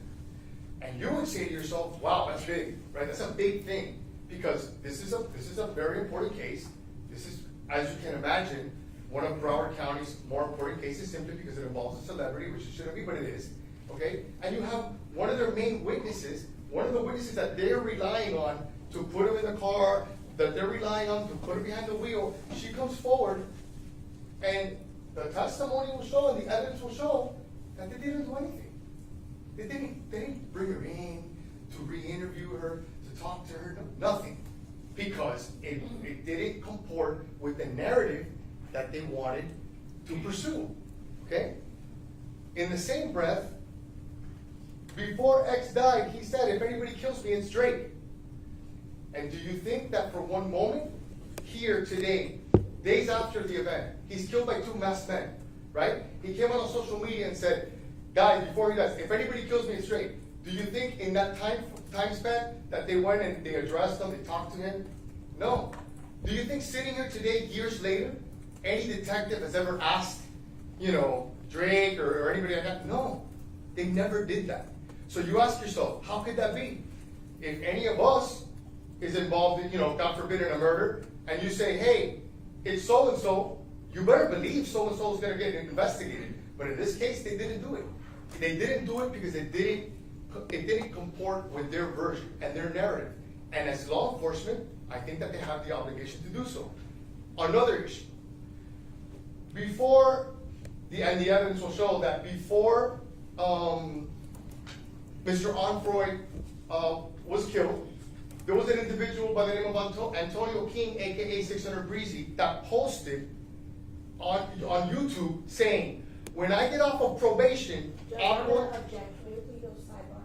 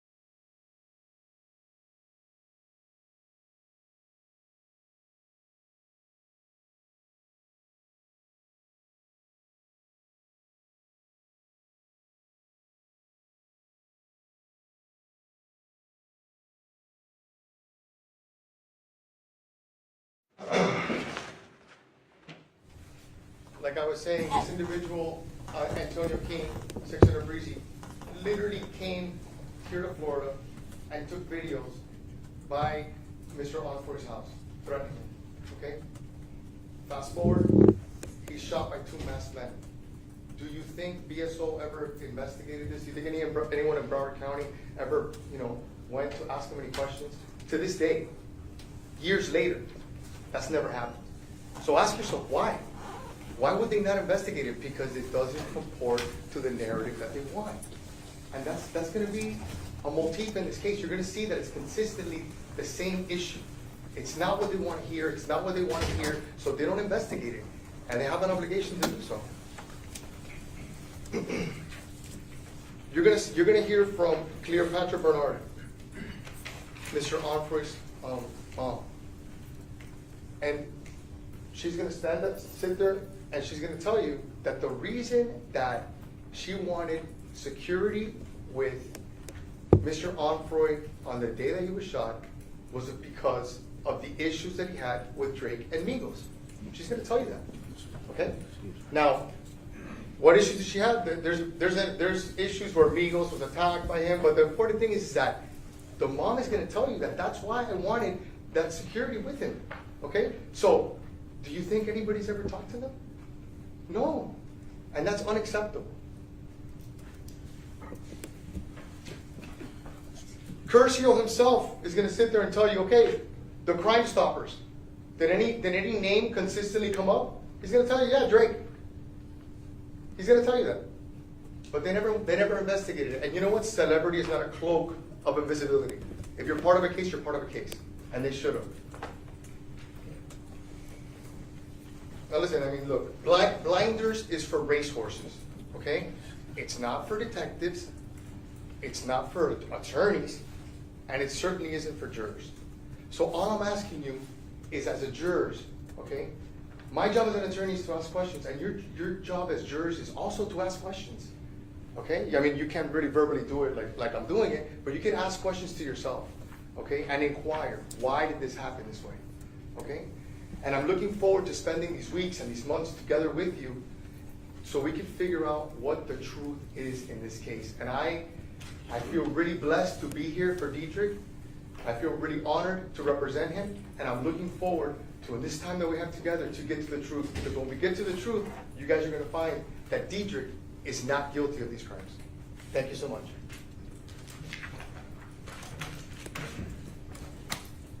Counsel for Mr. Newsom, wish to go? I will, thank you, Judge. You may. Ladies and gentlemen of the jury, congratulations if you're happy you've been selected for this jury. My condolences if you're not, but we know you're going to do a fabulous job, and we appreciate the responses you gave us. Trayvon Newsom wasn't there that day. He is an innocent man wrongfully accused because of the choice of people he hung out with, and guilt by association, and an investigation that didn't look into all the cracks and crevices that needed to be investigated. Robert Allen is the unfortunate friend of Trayvon Newsom. Unfortunate in the sense that when he was dead to rights, caught involved in a first-degree murder, on video, no question, it's him, it's his face, he's there, he's involved. The police looked into his social media and found friends that might fit the description of the people that you see in that video jump out of that car with guns. But you cannot tell for 1 second who those 2 people are that jump out of that car. So what you have to do is look at what the evidence will show. Now, my opening statement and all opening statements are supposed to be about what the evidence will show. But in this case, I'm going to tell you what the evidence will not show. The evidence will not show that any firearm was ever recovered that could be matched or linked to Trayvon Newsom. The evidence will not show that anything from a thorough search of his home where he lived with his father and his sister, including digging up his entire backyard because they heard the money was buried there, turned up anything that would link Trayvon Newsom to this terrible crime. The evidence will not show that Trayvon has ever made a statement of admission or any statement that would link him to this terrible crime, to any third party or anyone else for that matter. The evidence will show no DNA whatsoever found on the body of Mr. Onfroy or on that car. Although you see a tussle going on, you see they allege he goes around the car and gets actually into it. No DNA whatsoever linked to Trayvon Newsom. No fingerprints linked to Trayvon Newsom. No cell phone evidence places Trayvon Newsom anywhere near that scene of the crime that day. No credible eyewitnesses. No proof Trayvon was ever at Riva that day. No less that he's that shadowy person you see in the video jump out of the car and appear to brandish a firearm. Now, the state has told you that there's evidence found at the homes of the defendants. Not Trayvon. Nothing. So be careful when the words "they" are used in this trial, because it's not Trayvon that they're talking about. The vast majority of times they'll tell you that. You will see a video of Trayvon later on in that car, because he knows these guys. Mr. Allen testified that Trayvon had been staying at his house for a few days before this. This is his friend who's turned on him. And you'll hear that later on, and you'll see that an hour or two after this terrible thing happened, Trayvon's in that Dodge Journey. These guys share everything. Phones, the photos of each other, the car. They're living together. But he is not the person that was at the scene that day participating in this homicide. And the vast majority of evidence will show that when you look at it reasonably and without the blinders on that my co-counsel so aptly just pointed out law enforcement seems to have about this case. You'll see he and Mr. Boatwright casually get out of the car, walk into an apartment, casually walk back, get into the car again. Not the slightest sign from them, not knowing they're being observed or that later on a jury's going to look at what's going on. Nothing to suggest that this terrible crime had just happened or that he has been a part of it in any way. And you've already heard that that Dodge Journey is in a car accident shortly later that day. But what you haven't heard yet is that Trayvon goes to that scene of that accident because he's got a license to claim that car back.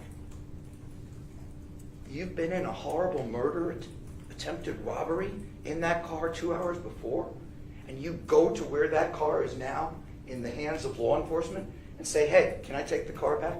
My buddy's rented this car. And by the way, he had nothing to do with renting the car. But Mr. Allen asked him to go and collect the car because he's the only one with a license. Would he do that? Is that evidence of guilty conscience or exactly the opposite? Use your common sense.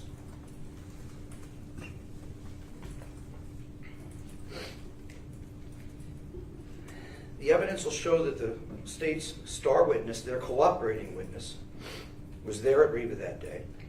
Unmistakable video evidence. He had no choice but to eventually admit his guilt and to testify against the three people the police had already figured may have been involved. You heard two people took off and went to Georgia. Trayvon Newsom found out the police were looking for him. His father came and hired me, and we voluntarily surrendered him to Detective Curcio because we knew we'd have our day in trial someday down the road. And the evidence was never going to be able to prove he was there because he wasn't.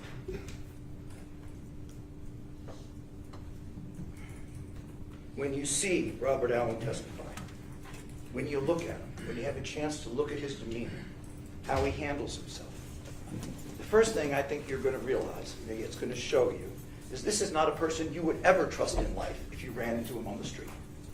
You would immediately be leery of him. Never trust him. But then when you hear he's made different statements along the way, trying to get his statement consistent with the theory that the state wants to present here, you're going to know that is no one you would ever believe in any fashion, particularly not in a courtroom when he's testifying in a murder trial. You will find the sum total of Robert Allen's involvement in this you come to the conclusion he's not reliable at all, not credible at all, and you'll follow the court's instructions and disregard his testimony in total. That is the only testimony in this case that you will hear that comes anywhere near making it look like Trayvon Newsom had something to do with this. Just the one witness.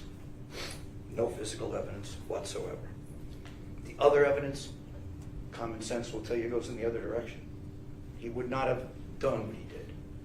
He also posed for some stupid photographs with money. And they're going to use that to try to show his guilt. But you'll see there's been many other times when these guys have posed with money. They impress girls, they impress their friends, they act like they have more than they have. Social media. You'll see that they're all involved in social media heavily. And they do and say stupid things in social media. Posing with that money, whether he knew it was taken in a robbery earlier the day or not, you won't hear any testimony. But it doesn't establish anything, because he'd done it many times in the past.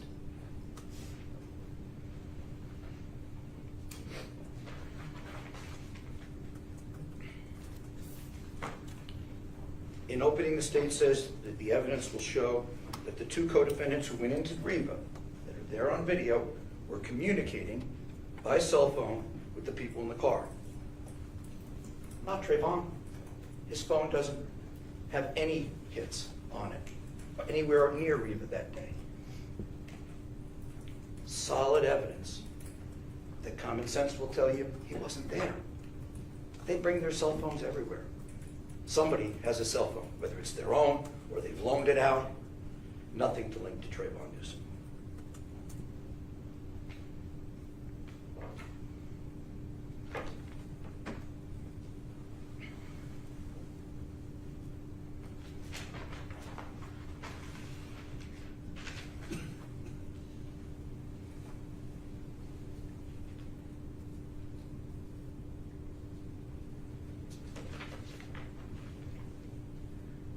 Again, what the evidence will not show.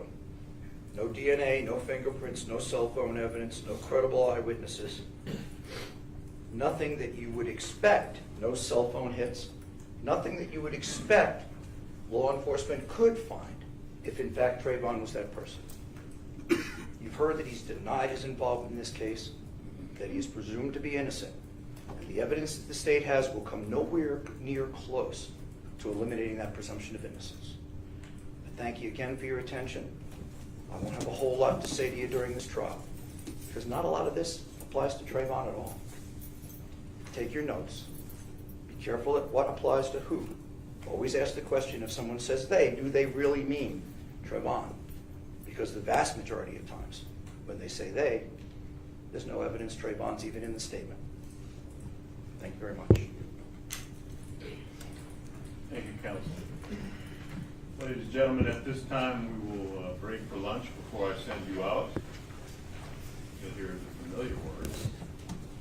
You're not to form any definite or fixed opinions in the merits of this case, so you hear all the evidence, arguments, counsel, instructions, and the law by me until that time. Do not discuss cases even among yourselves.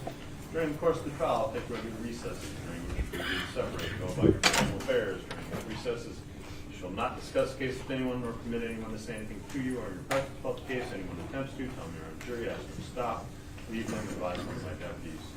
If you see counsel, witnesses, defendants, anyone else associated with the case in the hallway, they will ignore you. They are not being rude. They are following the court's orders. It is now 10 minutes of 2.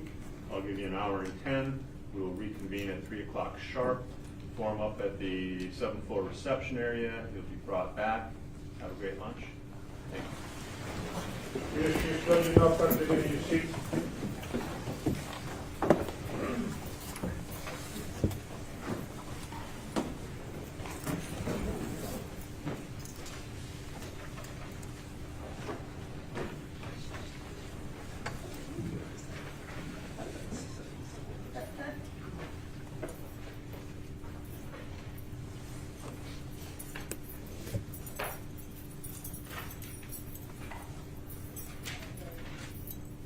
All right, parties present, jurors are absent. Anything else to discuss?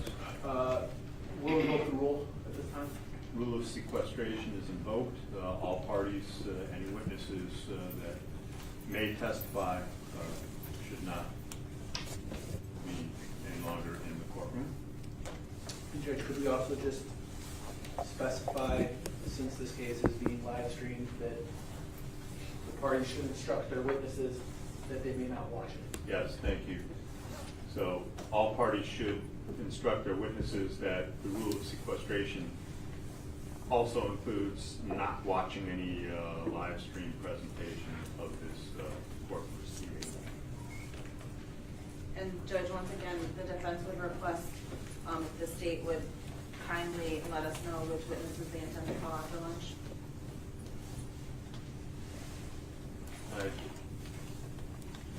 Did you wish to do so? No, Your Honor. Okay. Well, let me only ask this. So we're coming back at 3. It'll be state call you first. How many witnesses do you have lined up for today? 3. All right. Of course, with direct and 3 potential crosses, I don't know that we can ever know exactly how long that will go, but do you reasonably anticipate that we'll get through those 3, or you've got one sort of in reserve, or? I believe we can get through those 3. I don't have any other after those 3. Okay, so regardless, we won't go further than that. It's my hope that we get 2 good hours of testimony in. We will break at 5 or as near to it as we can. I won't go beyond 5:15, but if we finish at 4:45, no one's, I'm not going to ask you to call someone for 3 minutes of testimony. And anticipated start time for tomorrow then? 10:30? Okay. Yeah, we're gonna pretty much be keeping that 10:30 schedule for them, meaning you guys should be here about quarter after to deal with anything that comes up in between. And Judge, Okay. I just reiterate my request, when the state says we're gonna call a certain witness, let's take a couple of minutes so that we can go through these boxes and pull out what we need, so we're not all shuffling while they're starting their examination. Just a couple of minutes, I don't know about, but certainly you have the time from when they come in, they're coming up here, they have to have their oath administered. First question is gonna be what their name is and stuff during that Do that time. with the jury present, Judge, because it's not gonna be a good, we have tons of information here, 200 witnesses, how are we gonna sort that out in front of the jurors? I wish Let's it see was how it organized. goes. Thank you. Okay, Judge.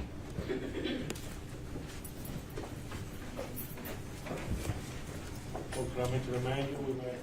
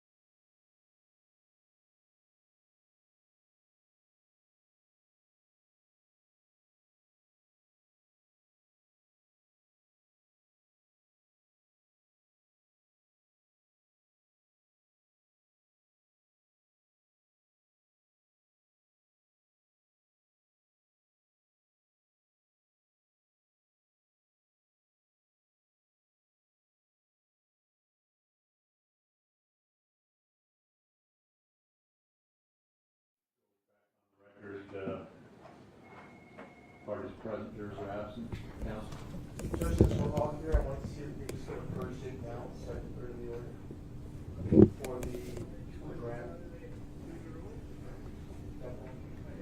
Between you guys.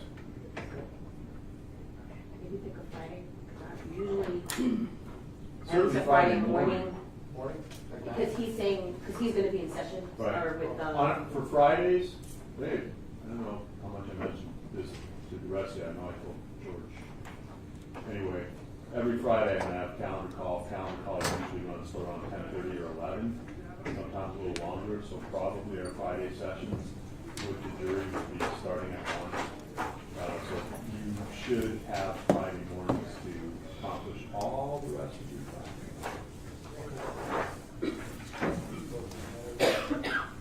But if you want to do set your deposition first date, a Friday morning at 9 a.m. Of course, Does it matter that he's in California, he's 3 hours behind? I suppose to him it would.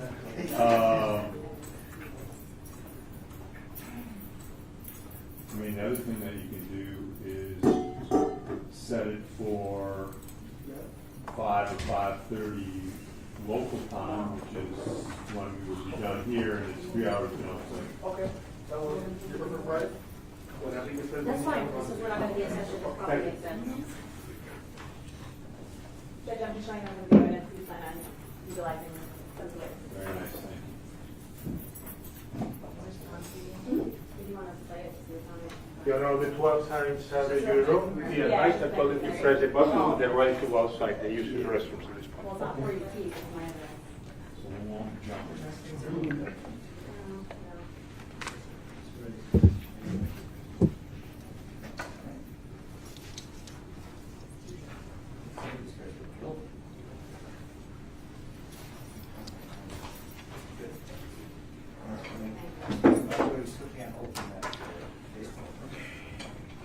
This thing is supposed to be active.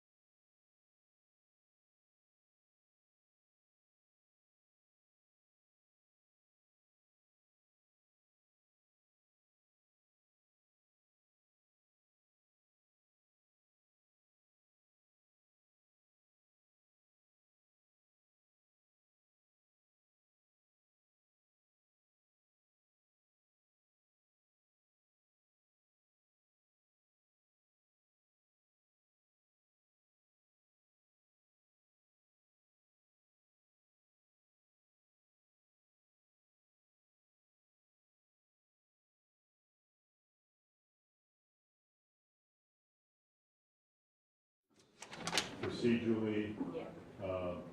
you certainly have permission to move above the well without asking the court. You have permission to reposition podiums without requesting permission from the court. I think it's a matter of good norm to ask permission before you approach a witness. You said you don't have to ask permission to approach a witness? You do have to approach a witness. As far as moving about the well and repositioning podiums, you may do so at your level. Thank you.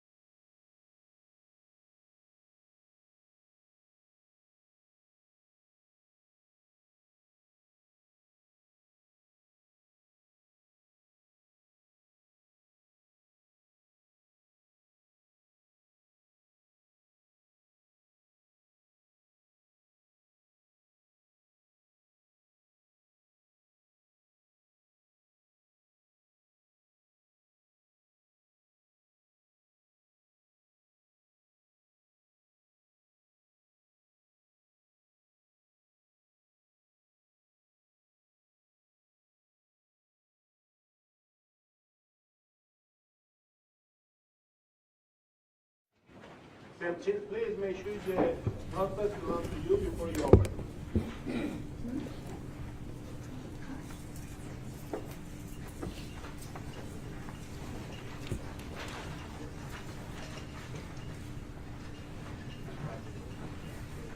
So make sure your forms are off.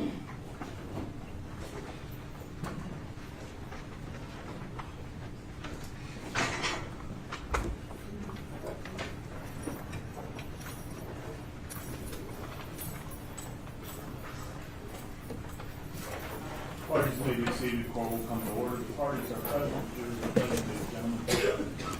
Welcome back. State, call your first witness. State calls Cecilia Ramos.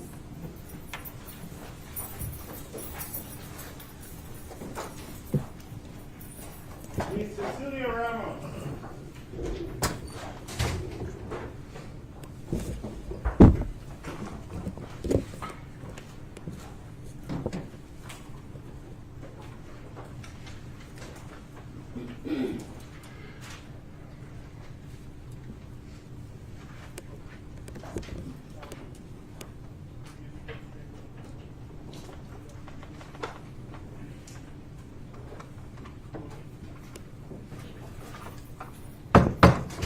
Mr. Ramos, please follow me this way.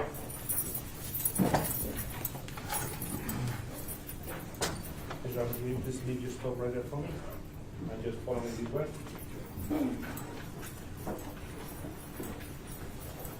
Mr. Ramos, will you please stand right here, facing the clerk to be sworn before you sit?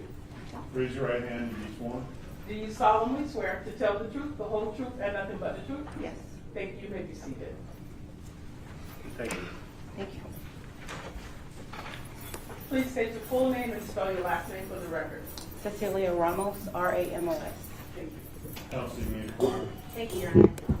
Good afternoon, Ms. Ramos. Good afternoon. How are you doing? I'm well. All right. So this is a big room, lots of acoustics. I can barely hear you back here because of how this is all built. So if you can just talk right into that microphone for us, we can all hear you. All right. Better. All right. So, Ms. Ramos, can you tell us who you work for currently? Bank of America, All right. And how long have you worked for Bank of America? 6 years. And when you first started working for Bank of America, what position did you hold? Teller, All right. And what, I guess, year were you hired to be a teller for Bank of America? 2016. All right. And do you currently still hold the position of a bank teller with Bank of America? No. Do you currently still work for Bank of America? Yes. And what is your position now? I work for the fraud department. And what do you do for the fraud department? ATM, debit cards, credit card, and account fraud. Okay, so are you the person that when we see fraud on our accounts, we speak to you on the phone to Yes. identify the fraud? Got it. Okay. All right, so back, I want to take you back to 2018. Were you working for a particular branch of Bank of America? Yes, in Coconut Creek. All right. And how long had you been working at that particular location at that For time? like a year, maybe 2 or 3 months. Was that your first branch that you started working for? Yes. All right. So let's talk about June 18th, 2018. Do you recall that day that we're here for today? Yes. All right. Do you know a person by the name of Jose Onfroy? Yes. And how do you know that person? It's coming into the bank. So he was a bank customer? Yes. Okay. How long had he been a customer of that particular branch since you had been working there? Since I've been there, he's been going there. I'm sorry, I couldn't hear you. He's been going to the bank since I've been there. All right. So was he a regular customer that you would see? Yes. Do you recall his stage name? XXX. Is that what you would call him? I would call him Jose or John. Okay. All right. So did you know that it was XXX back then in 2018? Yes. All right. So can you describe your relationship with Mr. Onfroy while you were working for Bank of America? We're friendly. Friendly? Okay. Would you routinely help him as a customer of the bank? I would always help him. Yeah. All right. So let's discuss June 18th, like I mentioned earlier. Do you recall the last time that Mr. Onfroy came into Bank of America? Yes, I do. Can you tell the ladies and gentlemen of the jury a little bit about that particular transaction that day? So he came into us for $250,000, but I was only able to give him $50,000. So Why were you only able to give him $50,000? because you have to order the money, well, that amount, before we can just give it out to you. I'm going to ask you to just, Your Honor, may I move the microphone? May I approach and try to move it? It's a little hard to hear you back here, so I just want to make sure that we hear you. All right. So you said that he had to order it? Yes. So is that not something that is that not the amount of cash that you would have on hand at the bank at a given time? Not for that, no. All right. So you said you gave him $50,000. Was he okay with taking that $50,000 that day? Yes. All right. Much better now. Did you have a plan in place to at least get him the other $200,000 that you did not have on hand that day? Yes, we were going to order it Okay. Was he supposed to come in later that week? Wednesday. Yes. All right. So do you recall what day this was that he came in? A few days before? No, I don't. All right. So, talk to me a little bit about the $50,000. How, in fact, was that deposited to Mr. Onfroy? Well, it's tracking 10,000. Okay, and what are bills? 100. 100, okay. And you said in 10,000 stacks, correct? Yes. How are they wrapped? They're wrapped in a band. A band, all right. And is there anything on those bands to identify that they've been withdrawn through Bank of America? Well, we initial them, so when we count. So Did you initial them then? I did not. Co-worker did. A coworker did, and what were their initials? PP. All right, and is that standard protocol and procedure for Bank of America to do that? Yes. All right. Now, was there any markings on any of the $100 bills that were given to Mr. Encore that day? No. Is that also standard procedure, not having markings? Yes. Now, with Mr. Encore that day, do you recall him walking into the bank with anyone? No. Can you tell me a little bit about what you recall Mr. Encore doing with the cash that you gave him? He put it in his Louis Vuitton bag. And have you seen that Louis Vuitton bag previously? Yes. Was that something that he brought in with him routinely when he came as a bank customer? Yes. Yes, okay. I'm gonna just slow you down a little bit. I know it's nerve-wracking being up there, but we need to get down the record properly, so just make sure that I'm allowed to finish my complete question first, and then I'll have you answer, okay? All right. So now, the Louis Vuitton bag we were talking about, do you recall when you were working in that branch, if that particular branch had surveillance cameras within the actual bank? Yes. Did it also have surveillance cameras on the outside? Yes. Your Honor, now showing defense counsel has been previously marked as State's Exhibit A for identification.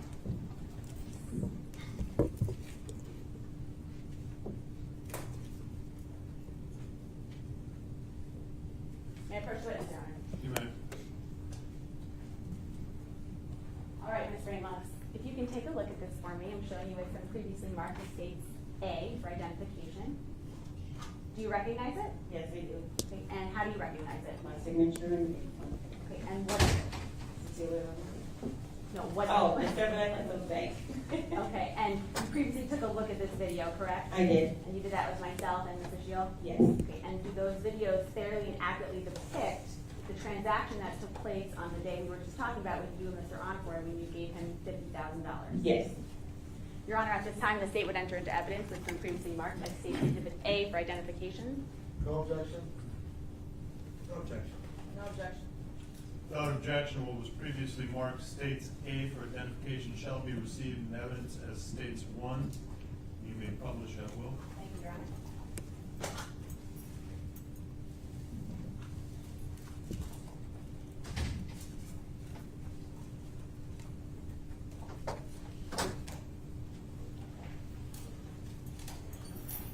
It looks like we might have lost connection. Just push the button. No, no.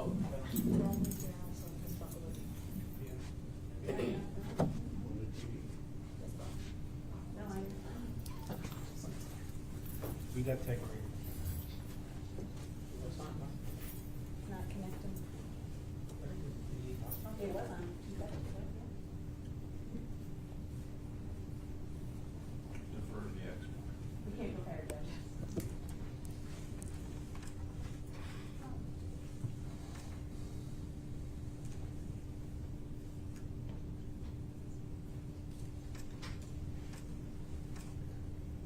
This one? No, that's yours. No, that's not it. No. No.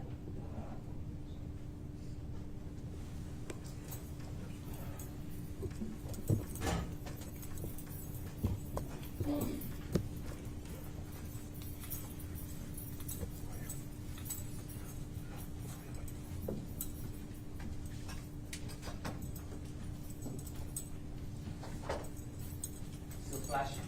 The blue light? No, now it's flashing. Supposed to be solid. Now it's solid. Okay.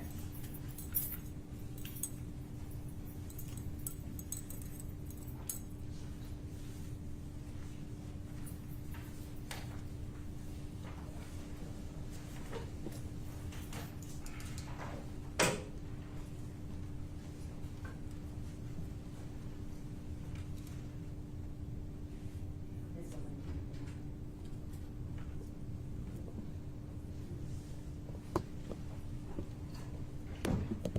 Your Honor, a moment to just try to reset this whole situation here. Thank you. Don't restart. Don't work. There we go. Oh. I have a magic method, I guess. I think now it has to. It should.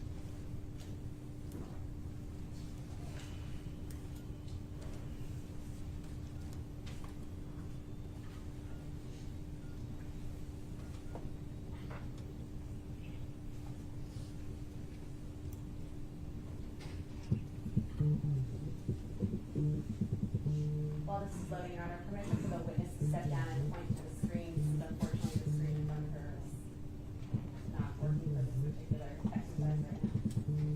Yes, you may. And we don't have any kind of pointer. Go. Working on it though.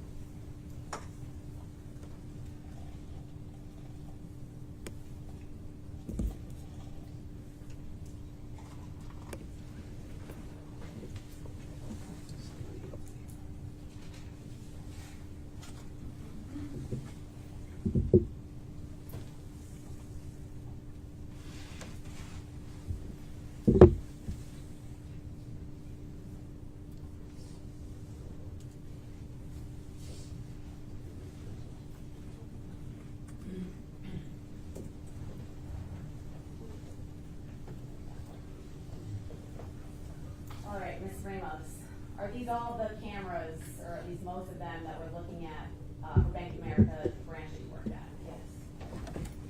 Now I'm going to click on a particular camera, camera 4. Actually, I'm going to click on camera 2 first. Can you please stand up and just point to where you see yourself? Okay, and that's the bottom left-hand side of the screen? Yes. Okay. Now I'm going to click on camera 4.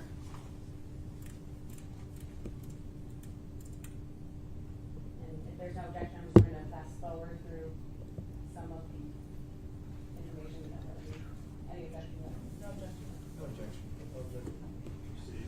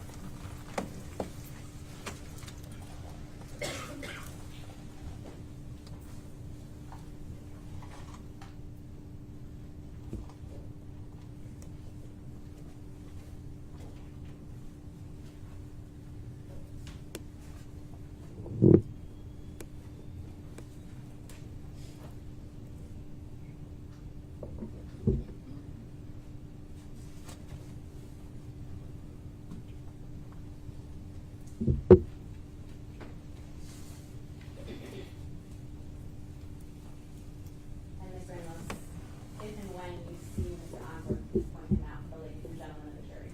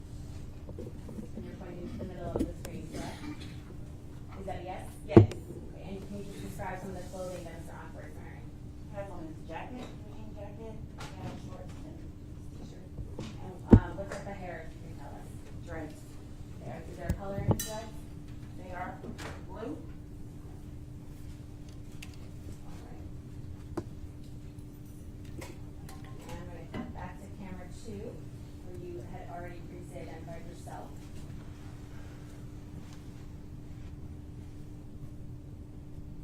You can have a seat, Ms. Ramos.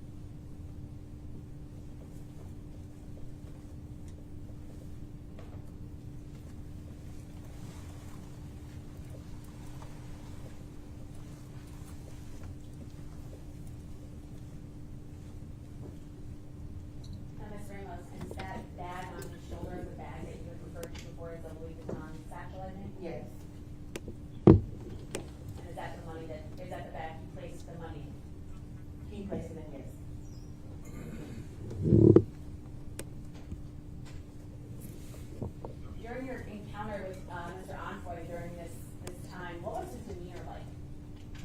It's fine. He seemed happy.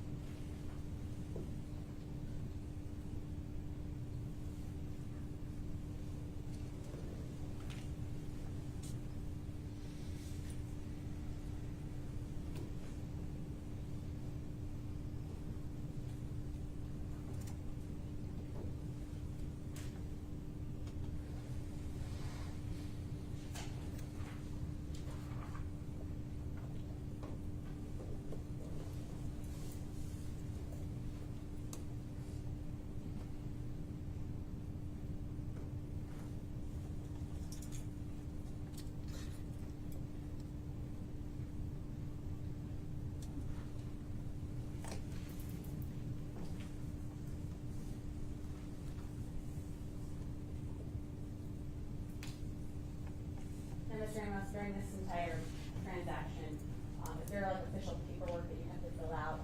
Is that what's going on here? We do have to fill out paperwork, but not right there, no. Okay, but at some point there's a log filled out for this amount of cash being withdrawn? Yes.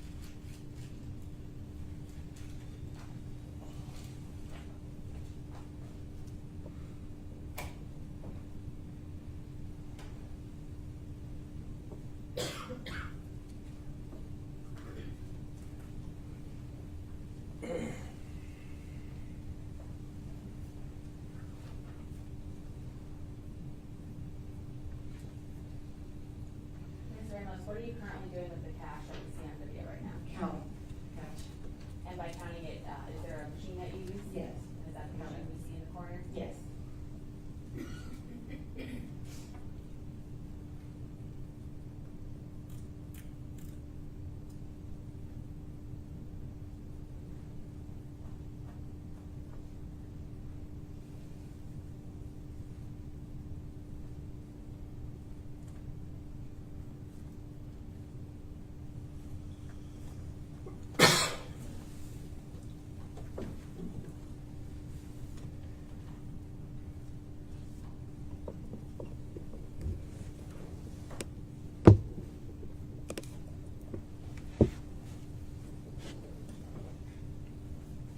Okay, nothing further from this witness room. Cross exam? Does any defense counsel want me to leave this in, or would you like me to take that? I'm not interested. No? Okay. I will check it.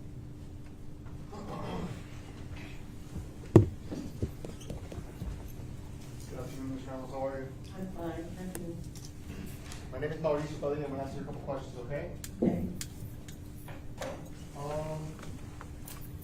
How often would you see Mr. Encore at the bank, would you say? Maybe like five, not that much. 5 times in total?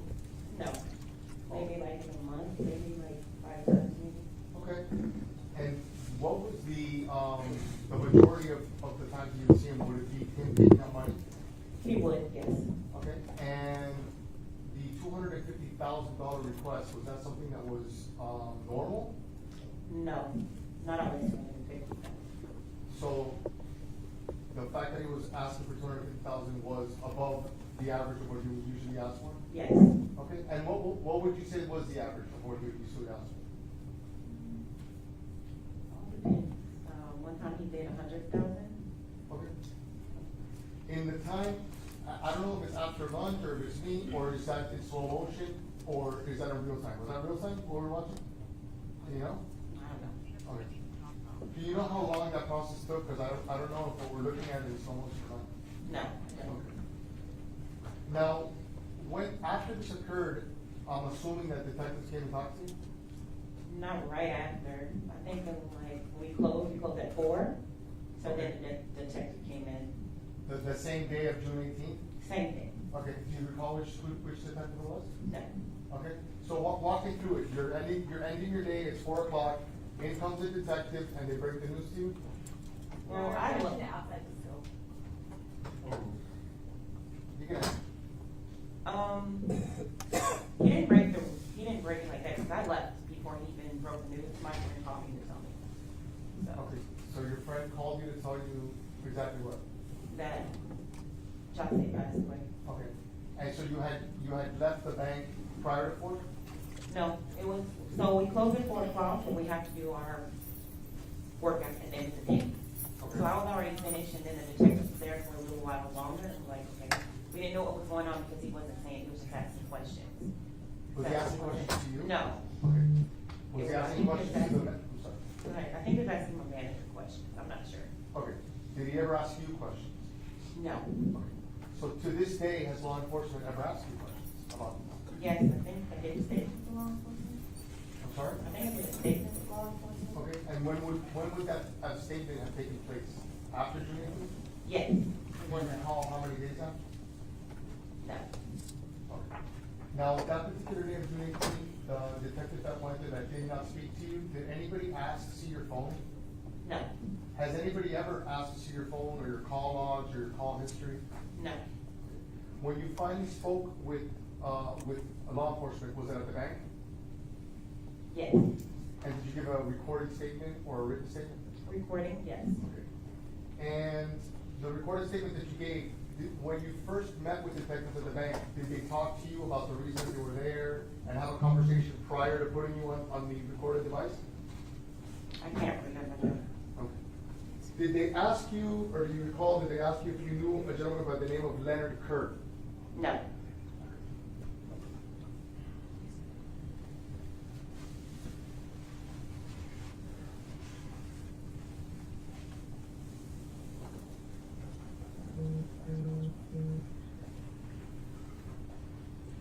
In the video, was he, at one point, was Mr. Onfroy on the phone?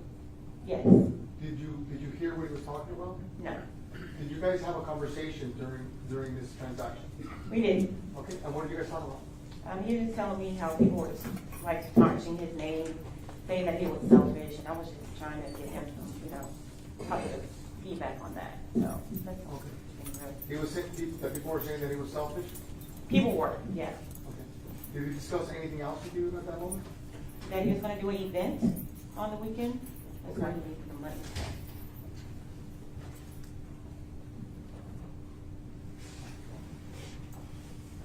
Now, your particular bank, you can do a wire transfer, correct? Instead of giving somebody money, you could transfer funds to the bank? At the bank? Yeah. No. You can do a wire. You can do a wire. Yeah.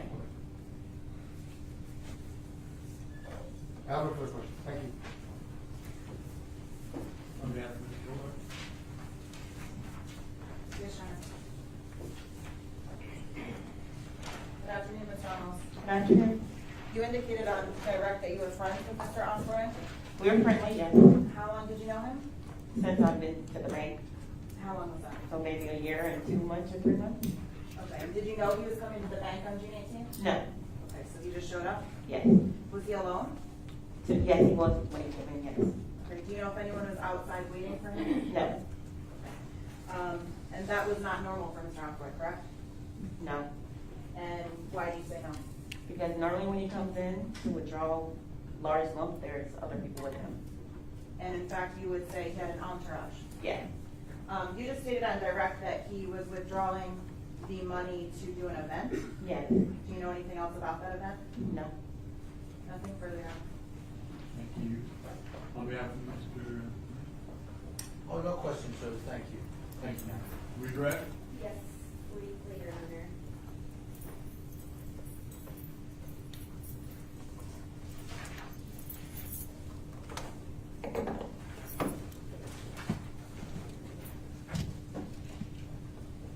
Ms. Ramos, you had indicated on cross-examination with one of the attorneys that $250K was the largest he had ever taken out, correct? Yes. Okay, but besides the $100,000 withdrawal that you also mentioned, were there other large withdrawals as well? 50,000, and I can't remember the rest, maybe 25,000 or something like that.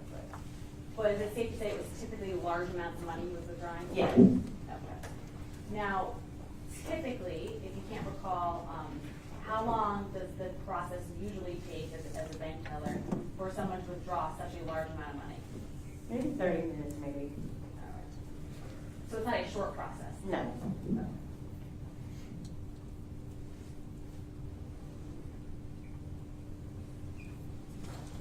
Now, you were asked on cross-examination if you recall the date that you gave a statement to police, correct?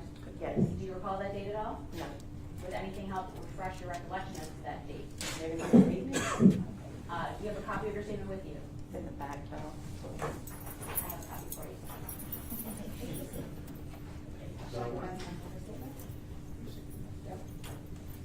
May I bring you with them? You may. All right, Mr. Ramos, take a look at your statement for me and let me know if your memory has been refreshed. Yes. All right, has your memory been refreshed? Yes. Okay, do you recall the date your statement was taken? June the 29th, Of 2018? 2018. All right.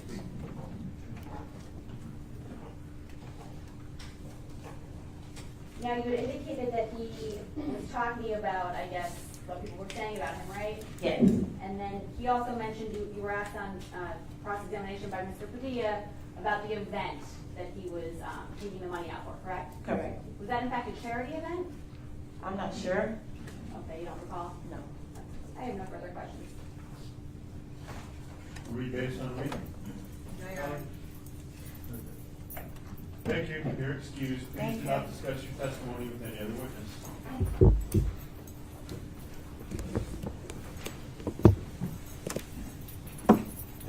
State call your next.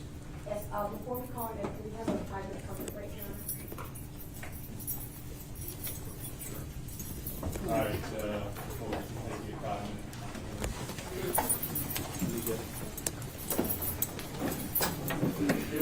announcement, leave in your seats and follow it.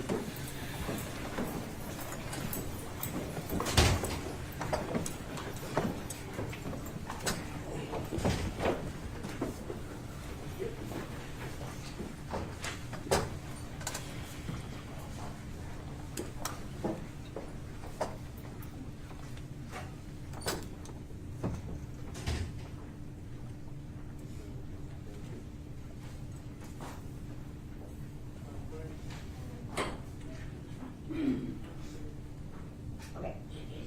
My next witness is Mr. Leonard Kerr. He has counsel, Mr. Michael Enton, that's here. And Mr. Michael Enton raised to me that he wanted to address, if possible, any concerns that may come up regarding attorney-client privilege because he is represented by counsel. I'm not aware that any questions that I ask will elicit that type of response, but I told Mr. Enton that I would bring it up outside the presence of the jury, so. Judge, I represent Leonard Kerr for the last several years, and he would be asserting his privilege as to any private communications that would be covered by attorney-client privilege. Okay, I mean, I don't know what the questions are, and I don't know if they're gonna get into that, so. And Judge, for the record, as far as I know, that's something that he does himself, not an attorney does for you on behalf of his dad's. He would have to assert that privilege. Contemporaneous. You folks have way more knowledge than I do, whether or not that's likely to come up. It's not likely to come up during the state's direct, but Again, does anyone, I'm not pinning you down on this, I'm just saying, do you anticipate that you might get into areas that might be covered in that? I mean, to answer that question without hearing his direct would be, a little bit something. Okay. I guess we'll have to play by ear. Judge, it's just my concern that we're starting, a big witness at 4:15. I'm not certain that we'll finish by 5:15. I'm just wondering. I don't think we will. I mean, I think Ms. Hill's concern is valid, just because I expect Mr. Kerr's testimony to be lengthy, at least even on direct, and I know that there's, I'm sure they want to. We do, make best use of our time. Just let her know. Thank you. Yeah, no, So I Judge, have no difficulty with the witness coming back along. Sure, and as to, just so that the other witnesses that the state has lined up, may I at least release them for now? Because of the late hour. If parties are assuring you that this will take more than 45 minutes, it sounds like it will, then you're free to let them go. Thank you, Judge.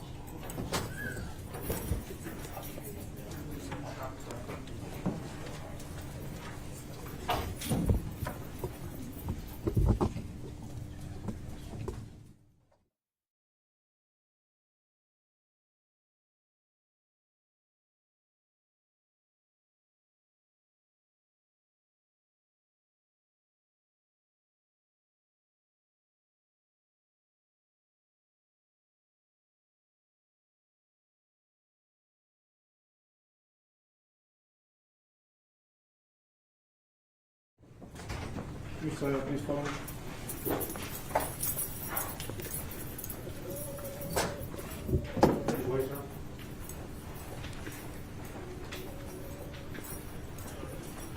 Mr. Kerr, please stand right here facing the clerk to be sworn before you sit.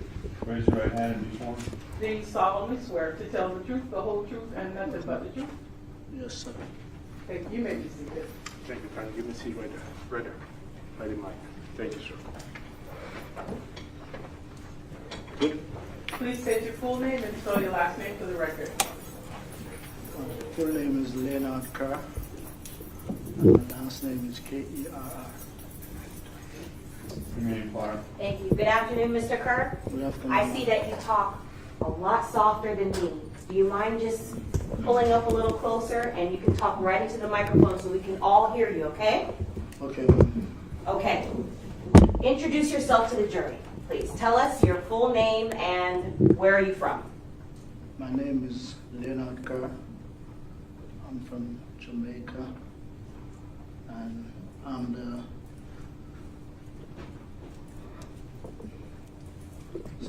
the uncle of ex-smaller brother, Aiden Kerr. Okay, so we'll break that down a little bit. Now, you're originally from Jamaica, yes? Yeah. So the accent that we hear, it's your Jamaican accent? Yes, ma'am. Okay. When did you move to Florida? 2015. And you've been a resident of Broward County ever since? Yes, ma'am. Okay. You mentioned that you have a nephew. Yeah. That is Aiden, you said? Aiden Kerr. Okay. Who is Aiden's father? Adrian Kerr. And how is Adrian Kerr related to you? That's my smaller brother. Okay. Who is the mother of Aiden Kerr? Cleopatra. Cleopatra? What's Cleopatra's last name? Bernard. And do you know if or how Cleopatra Bernard might be related to anybody in this case?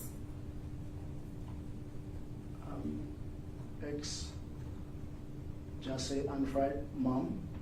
Okay. So Cleopatra Bernard is the mother of your nephew, and she's the mother of the victim in this case, John C. Offroy? Yes, ma'am. Okay. How old is Aiden now in 2023, if you know, approximately? Approximately 12. 12? Yeah. Okay. So 4 or 5 years ago, safe to say he was around 8 years old, 7 years old, somewhere around there? Yes, ma'am. At the time, talking about 2018, were you close to your brother, Aiden's father? Yes, ma'am. Very close. Very close? How close? As close as you can think. Best friends? Everything. What does that mean? Tell us. Tell us about your relationship with your brother. He's my closest brother. Everything, almost everything we know about each other. Best friends? Best friend, everything. How many years between you and your brother? From ever since we know each other. Well, how many years apart are you? Apart? Yes. I'm 51 right now. 51 years old. And how old is your brother, if you remember? I don't remember exactly his age. Right? Okay. Safe to say you're close in age and grew up close together. Yes, ma'am. Okay. Now, I'm going to take you back to 2018. By extension, you being close to your brother, were you also close to your brother's son's mother, Cleopatra? Yes. How so? As close as like she will ask me to do things for her. Things like what? Like if she like back then she would ask me to like go somewhere like to, You'll have to speak up so that I can hear you and all of us can hear you back here. Come closer to the microphone, please. she maybe asked me to do things like go to the store or bring something to my brother or something like that. Back in 2018, what were you doing for a living? I was a cook. Okay, what kind of cook? What kind of food did you cook? Jamaican cuisine. A what? Jamaican cuisine. Okay, so like curry chicken? Curry chicken, brown stew chicken, oxtail, fried chicken, fried Sounds fish, delicious. jerk chicken, curry goat. All right. And would she ever ask you to cook for the family? A lot of times she maybe asks me like, sometimes just say maybe need like some pan of fish like on a weekend. She order it from the shop, pan of jerk chicken, whatever. And sometimes she asks me if she went out to do something, she maybe asks me to drop it by the house and I just drop it and move on. Okay, so you would actually cook for the victim in this case, on occasion? Sometimes when his mom asks me to prepare something from the shop. And what was your interactions with him during this time? How would you say your interactions were with him when you would cook for him or just do various things for the family? Interaction with Jase? Yes, with Jase. I just drop the food and move on. Okay. Were you friendly with him? Not like, I wouldn't say that. Now, what I'm asking is not if you were friends with him. Were you friendly? Did you Were you cordial with him? Yeah, if I go there and I drop the food, he was like, he would greet me and I move on. Just drop the food, move on. 'Cause Okay. I have to go back to work and anything like that, so I don't. Who has to go back to work? Me. Okay. Now, did there come an occasion where you actually accompanied Jose to Riva Motorsports? Yeah, I've been with him. I want to talk to you about that. Had you ever, prior to the time that we're going to get into, where you were accompanying him to Riva Motorsports, had you ever done that before? I never accompanied him. I went there to meet him already. Okay. Had you ever assisted Jose in a similar fashion like that? Like going to help him with anything, whether it was food or car or anything? Yes, the time when I went there before, I would say I assisted him at the time. Tell us about that. Okay. His mom called me, asked me to accompany her to the, I didn't know where I was going, but she asked me to accompany her, and when I realized that he went to buy a bike.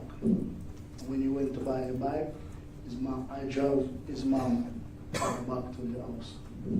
Okay, so the time that you're talking about, was it prior to June 18th, 2018? No, it's before that, long before that. Long before that. Yeah. So when I say prior, that's what I mean. Before June 18th, 2018, Yeah. you accompanied Jose's mother to assist Jose from driving a new bike home. Yeah. Okay. And do you remember the shop that you assisted, where it was?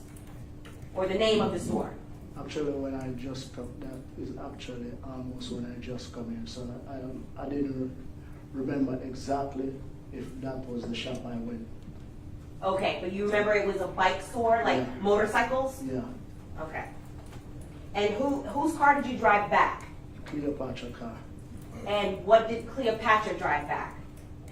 Jesse car, And what did Jose drive back? Jesse ride the bike that he brought back home.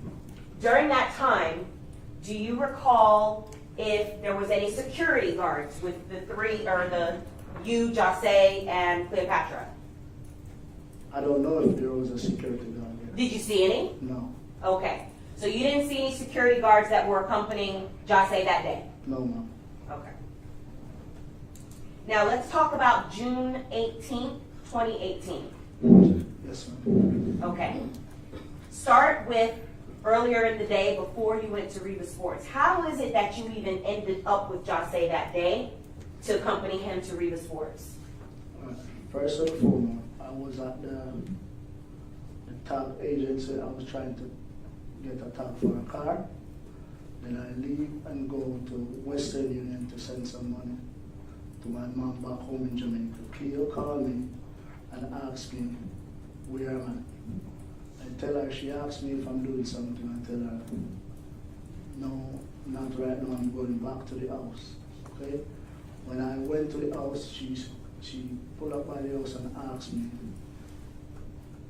if I could accompany Jesse somewhere. I tell her yes.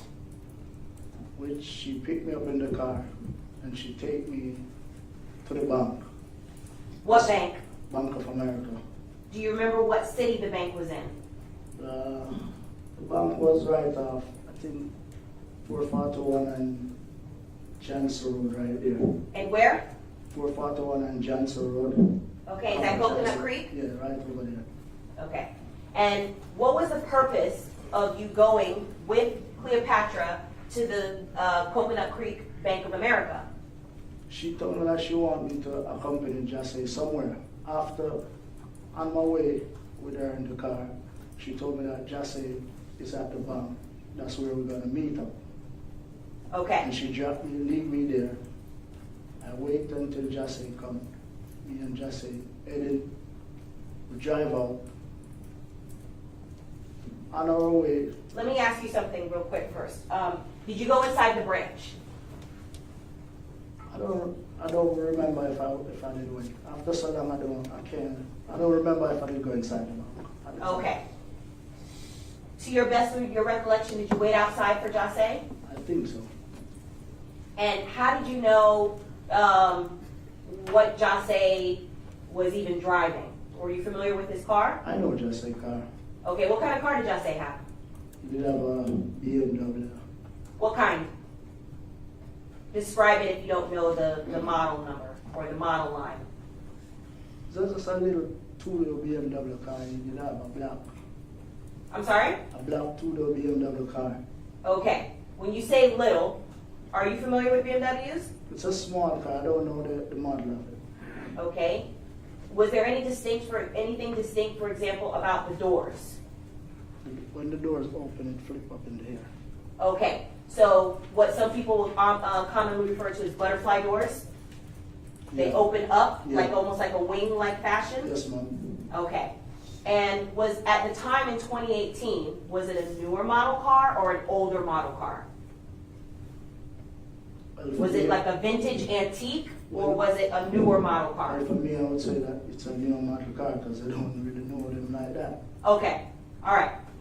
And so you waited by the car for Jase? I think I wait outside. And how long were you waiting outside? I've been waiting for a while, a long while, maybe like about a half hour, 45 minutes. At some point, did Jase come out? When he come out, he was about to go to drive out. That's the time. Okay.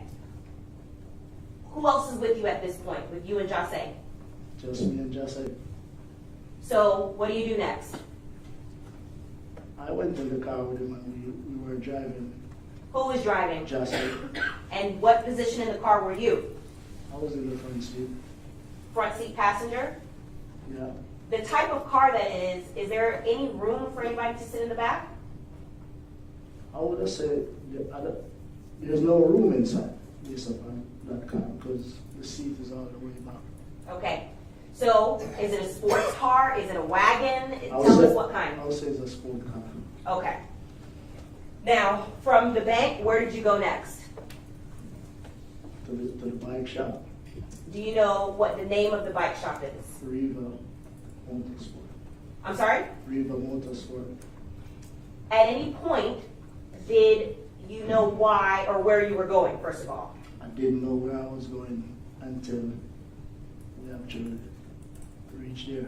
Why is that? How did you not know?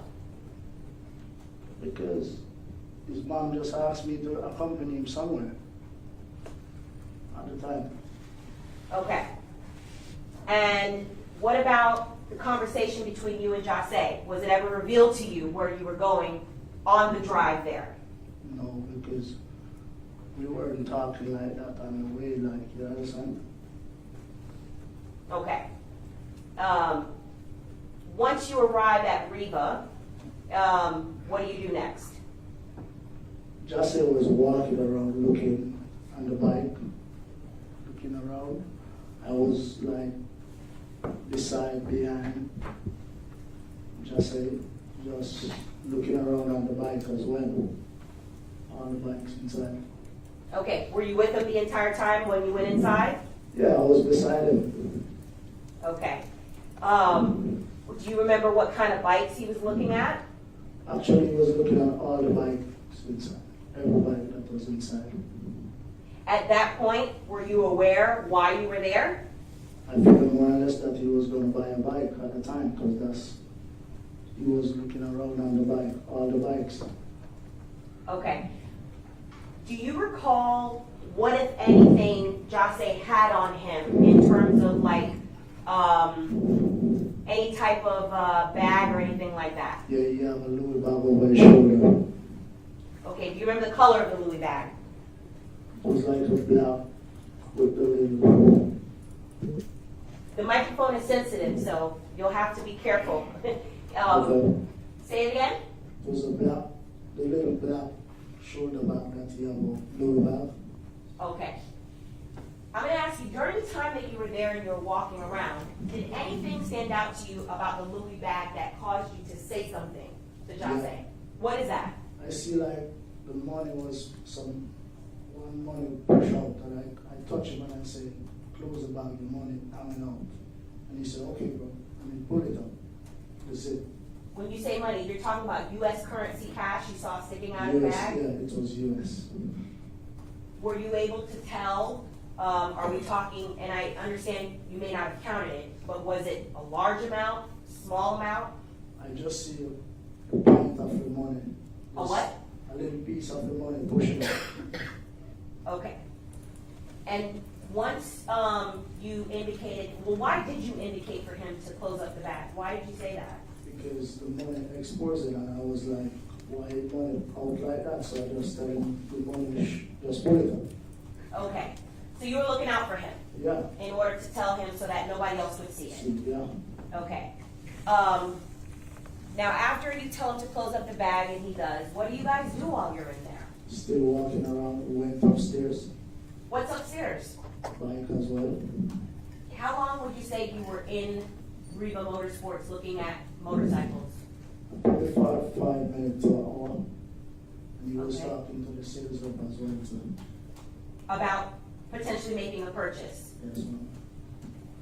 What, if anything, did Jase purchase that day? He did not purchase anything. Do you know why? Maybe he don't see the bike that he did want Okay. at the time. What, if anything, next happened when you then are, he doesn't purchase a bike? What do you do? What do both of you do?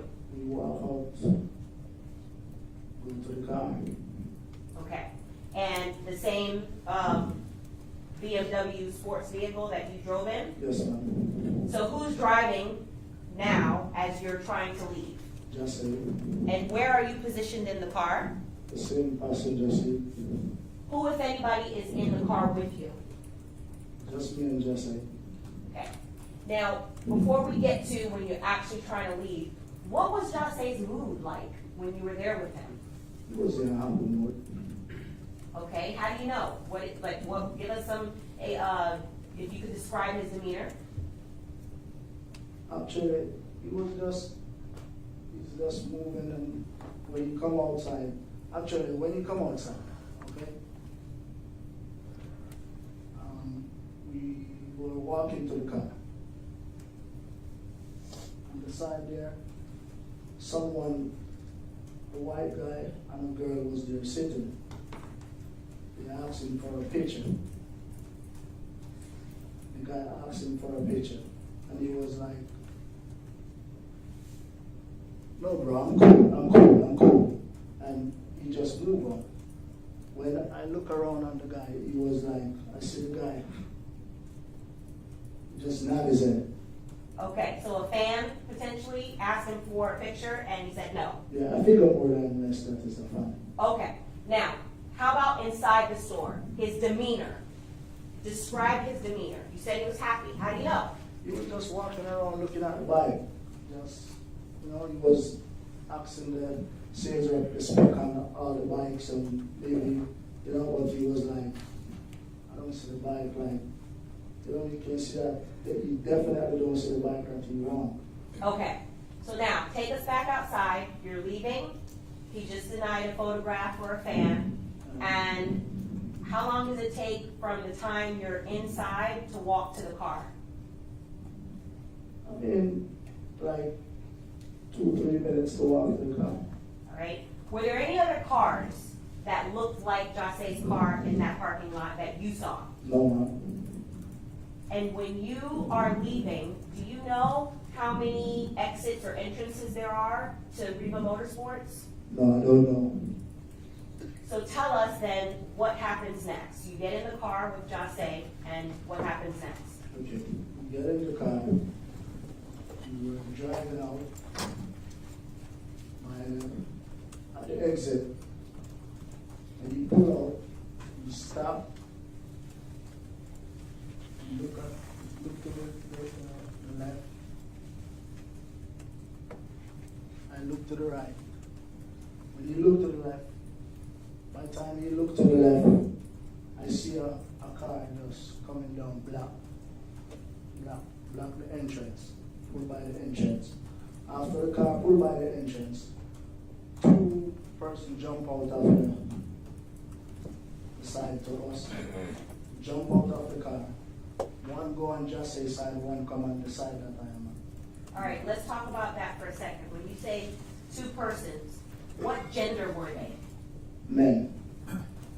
Were you able to tell what race they were? No. Why not? Kids. Were they wearing anything to obstruct their identity?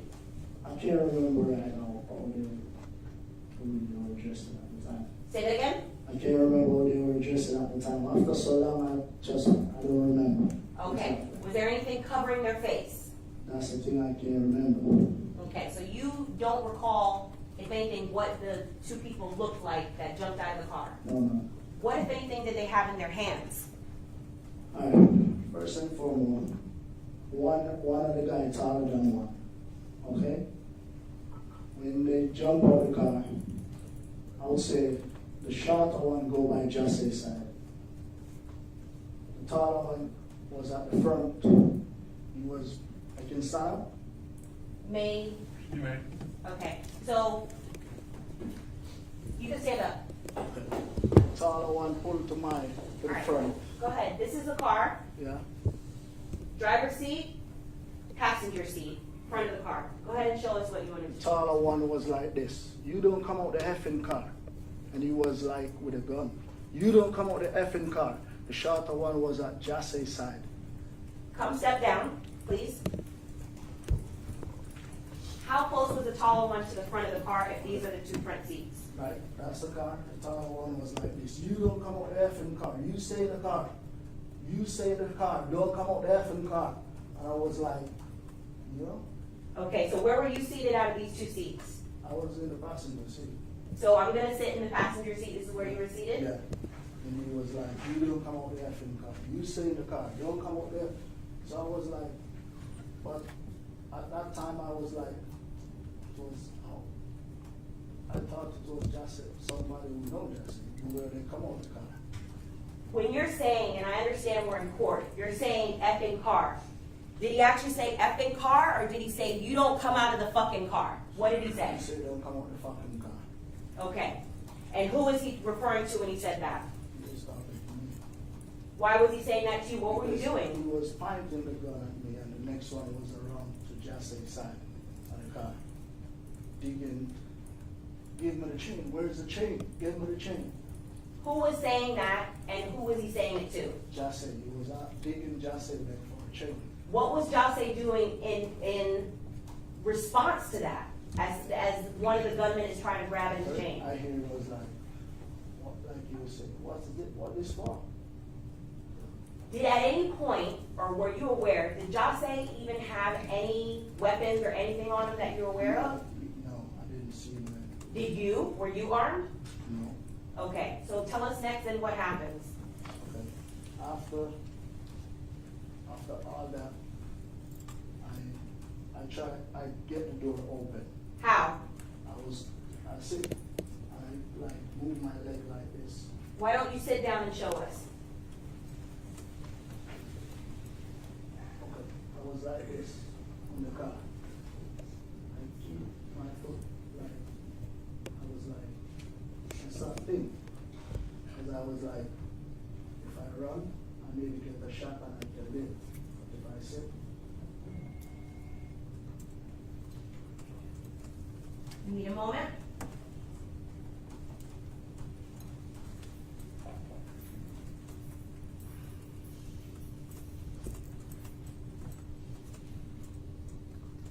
okay, I open the car door. And when I open the car door, I get down. When I get down, I start to run. I run up back in the back to the shop. When I run back to the shop, Before you go, you can please continue from the stand. And I'll just ask you just a few more questions before you continue. When you open the car door from your side and you were doing a motion with your right hand, is it automatic or is it like a manual lever that you have to open the car door? once I touch the button, the car is free. Okay, so you touch a button and it activates the door or doors? One door, that's my door. One door, okay. And once the door is activated and opens, you basically ran for your life? Yes, ma'am. Do you recall what happened as you're running? Okay. I run and I keep running two sides of the road like this, going up with his bike shop. When I go up there, I pick up my phone to make up to try to call the cops, and I was like, I see a man in the back, a man in the out there standing in the front. And he was like, don't call the cops, I'm on the phone with them right now, I'm giving them that, don't call the cops, I'm on the phone with them. So I just still take up my phone in my hand, and the first person I called after that, it was Cleo. And Why did you call Cleo first? Because the cops, someone already called in the cops, and I called Cleo because Cleo is the one who asked me to accompany Just A. So that's the first person come to my mind to call, his mom. Now, at the point that you're calling Cleo, had anything else happened other than you exited the car for your life? I run and they were down there. The two men that could jump out the car was down there. So you left Jose in the car and the two gunmen were still there? Yes, ma'am. Did you see anything that happened to Jose, between Jose and the gunman after that? Okay. Before, when I run up there, up in the bike, the taller guy, as I tell you, the taller guy went to run to Jose's side. The shorter one now come around to the door that I was, my door that I opened, and he go inside the car. You saw that? I see that because I was looking, when I run up there and saw some the man that was on the phone. I keep looking down there. When I keep looking, I realize that the shorter one come around to my side. The taller one go to Jose's side. Okay, so And it's almost after like, that, I'm sorry? And then I heard something like, hi. How much time I don't know, but I heard something like exploding. An explosion? Yeah. Had you ever heard firearms fired in your life? Yes, ma'am. Okay, so I understand you're trying to describe what the sound is like, but did it sound similar to you that you've heard that sound before? The sound wasn't loud like that. I just hear, hi. How many times did you hear that I explosion can't sound? recall how much time, but I know I heard it. And how long after you ran for your life did you hear that explosion sound? Like, it was very, very, very fast. It didn't come like, I would say like, minute, 2 minutes, the sound go off. I hear it. When you saw the two gunmen, the shorter one on the passenger side and the taller one on Jose's side, how long after you saw those gunmen positioned like that did you hear the explosion? Actually in the same, like I would say like in a minute or two, the explosion went off. What did you do next? The vehicle, the car that blocked us, it drove off, and then I go back. I see everybody going down to the car, so I go down there. And what did you see? It was just like, same way like that, just like, Was he conscious? I don't see he was moving. He wasn't moving at all. Was he injured? I don't know. Okay. The car that blocked you off, did you recognize that car? No, I don't recognize what type of car is it like that. What side of the vehicle did the two gunmen exit the car? The side, the car was going, I would say south, so they come out on the right hand side. That's, you would say the passenger side. The passenger side. Okay. Both gunmen came out the passenger side? One come from the back door and one from the front door. Okay. So both gunmen came out from the passenger side, one from the front passenger and one from the back passenger. Yes, ma'am. Were you able to see if there was anybody else in the car? No, ma'am. Do you know if the gunmen that came out from the passenger side slid over from the driver's side or not? No, ma'am, I can't tell. Okay. And you didn't see anybody else in the car from No. your vantage point? No, ma'am.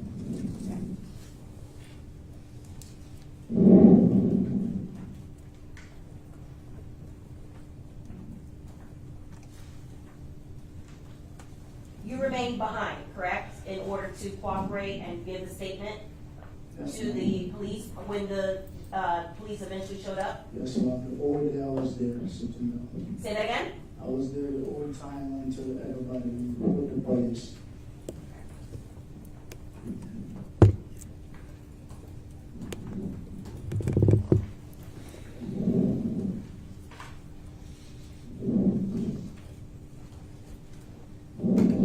When you're not talking, Mr. Kern, just pull back a little bit so that you're not breathing into the microphone because it's very sensitive.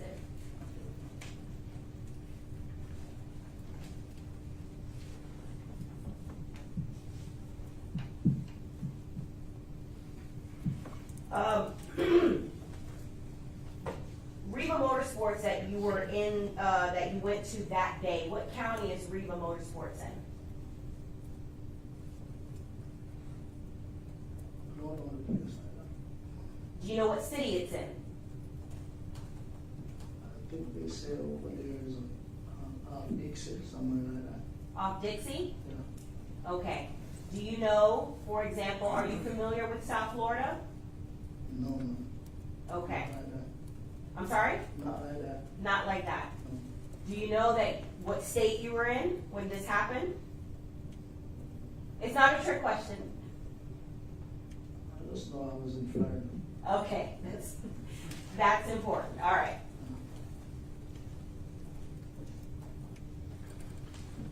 Just one moment, Your Honor. Well, let me see, counsel.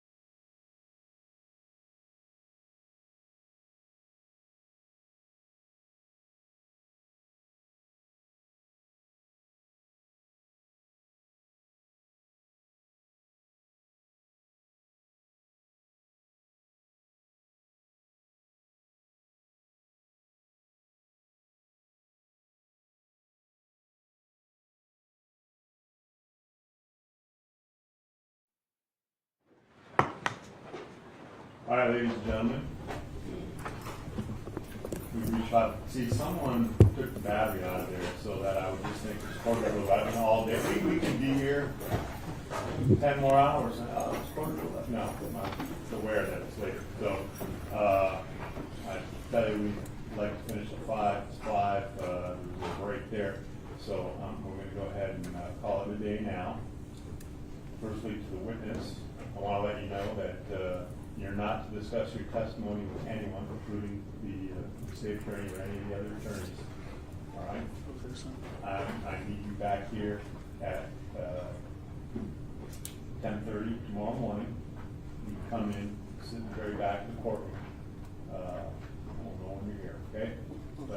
not discuss case pending. I think so. All right. So actually, you're excused. You can go now. And Thank you, sir. See you back at that time. And ladies and gentlemen, the jury.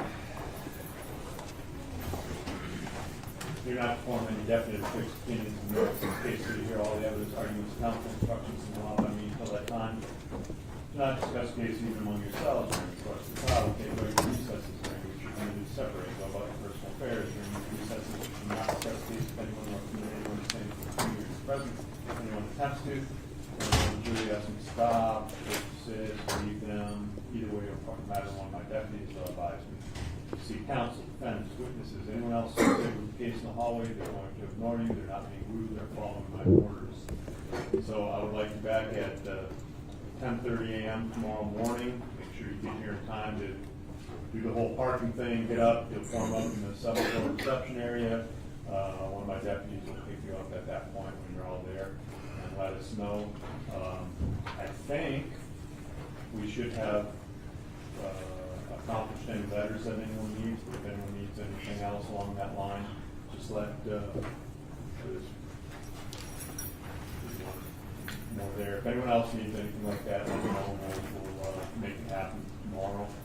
And if there's anything else that I can do to make you comfortable, let me know. Once again, make sure you avoid press. They are here today.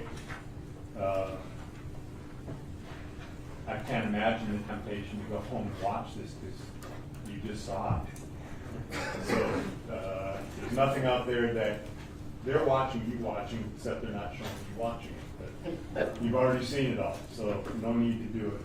And let's make sure we avoid that. In any event, once again, thank you for your time, your attention. Have a great evening. We'll see you tomorrow at 10:30. Just please make sure you're not are close, leave it in your seats, follow me.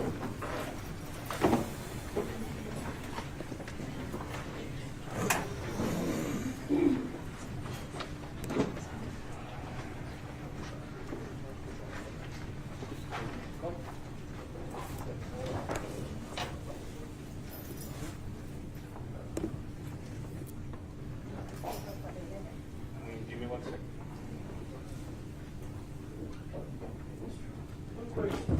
All right, parties present, jurors are absent. Anything else for us to discuss before we recess the meeting? Nothing from the state, no.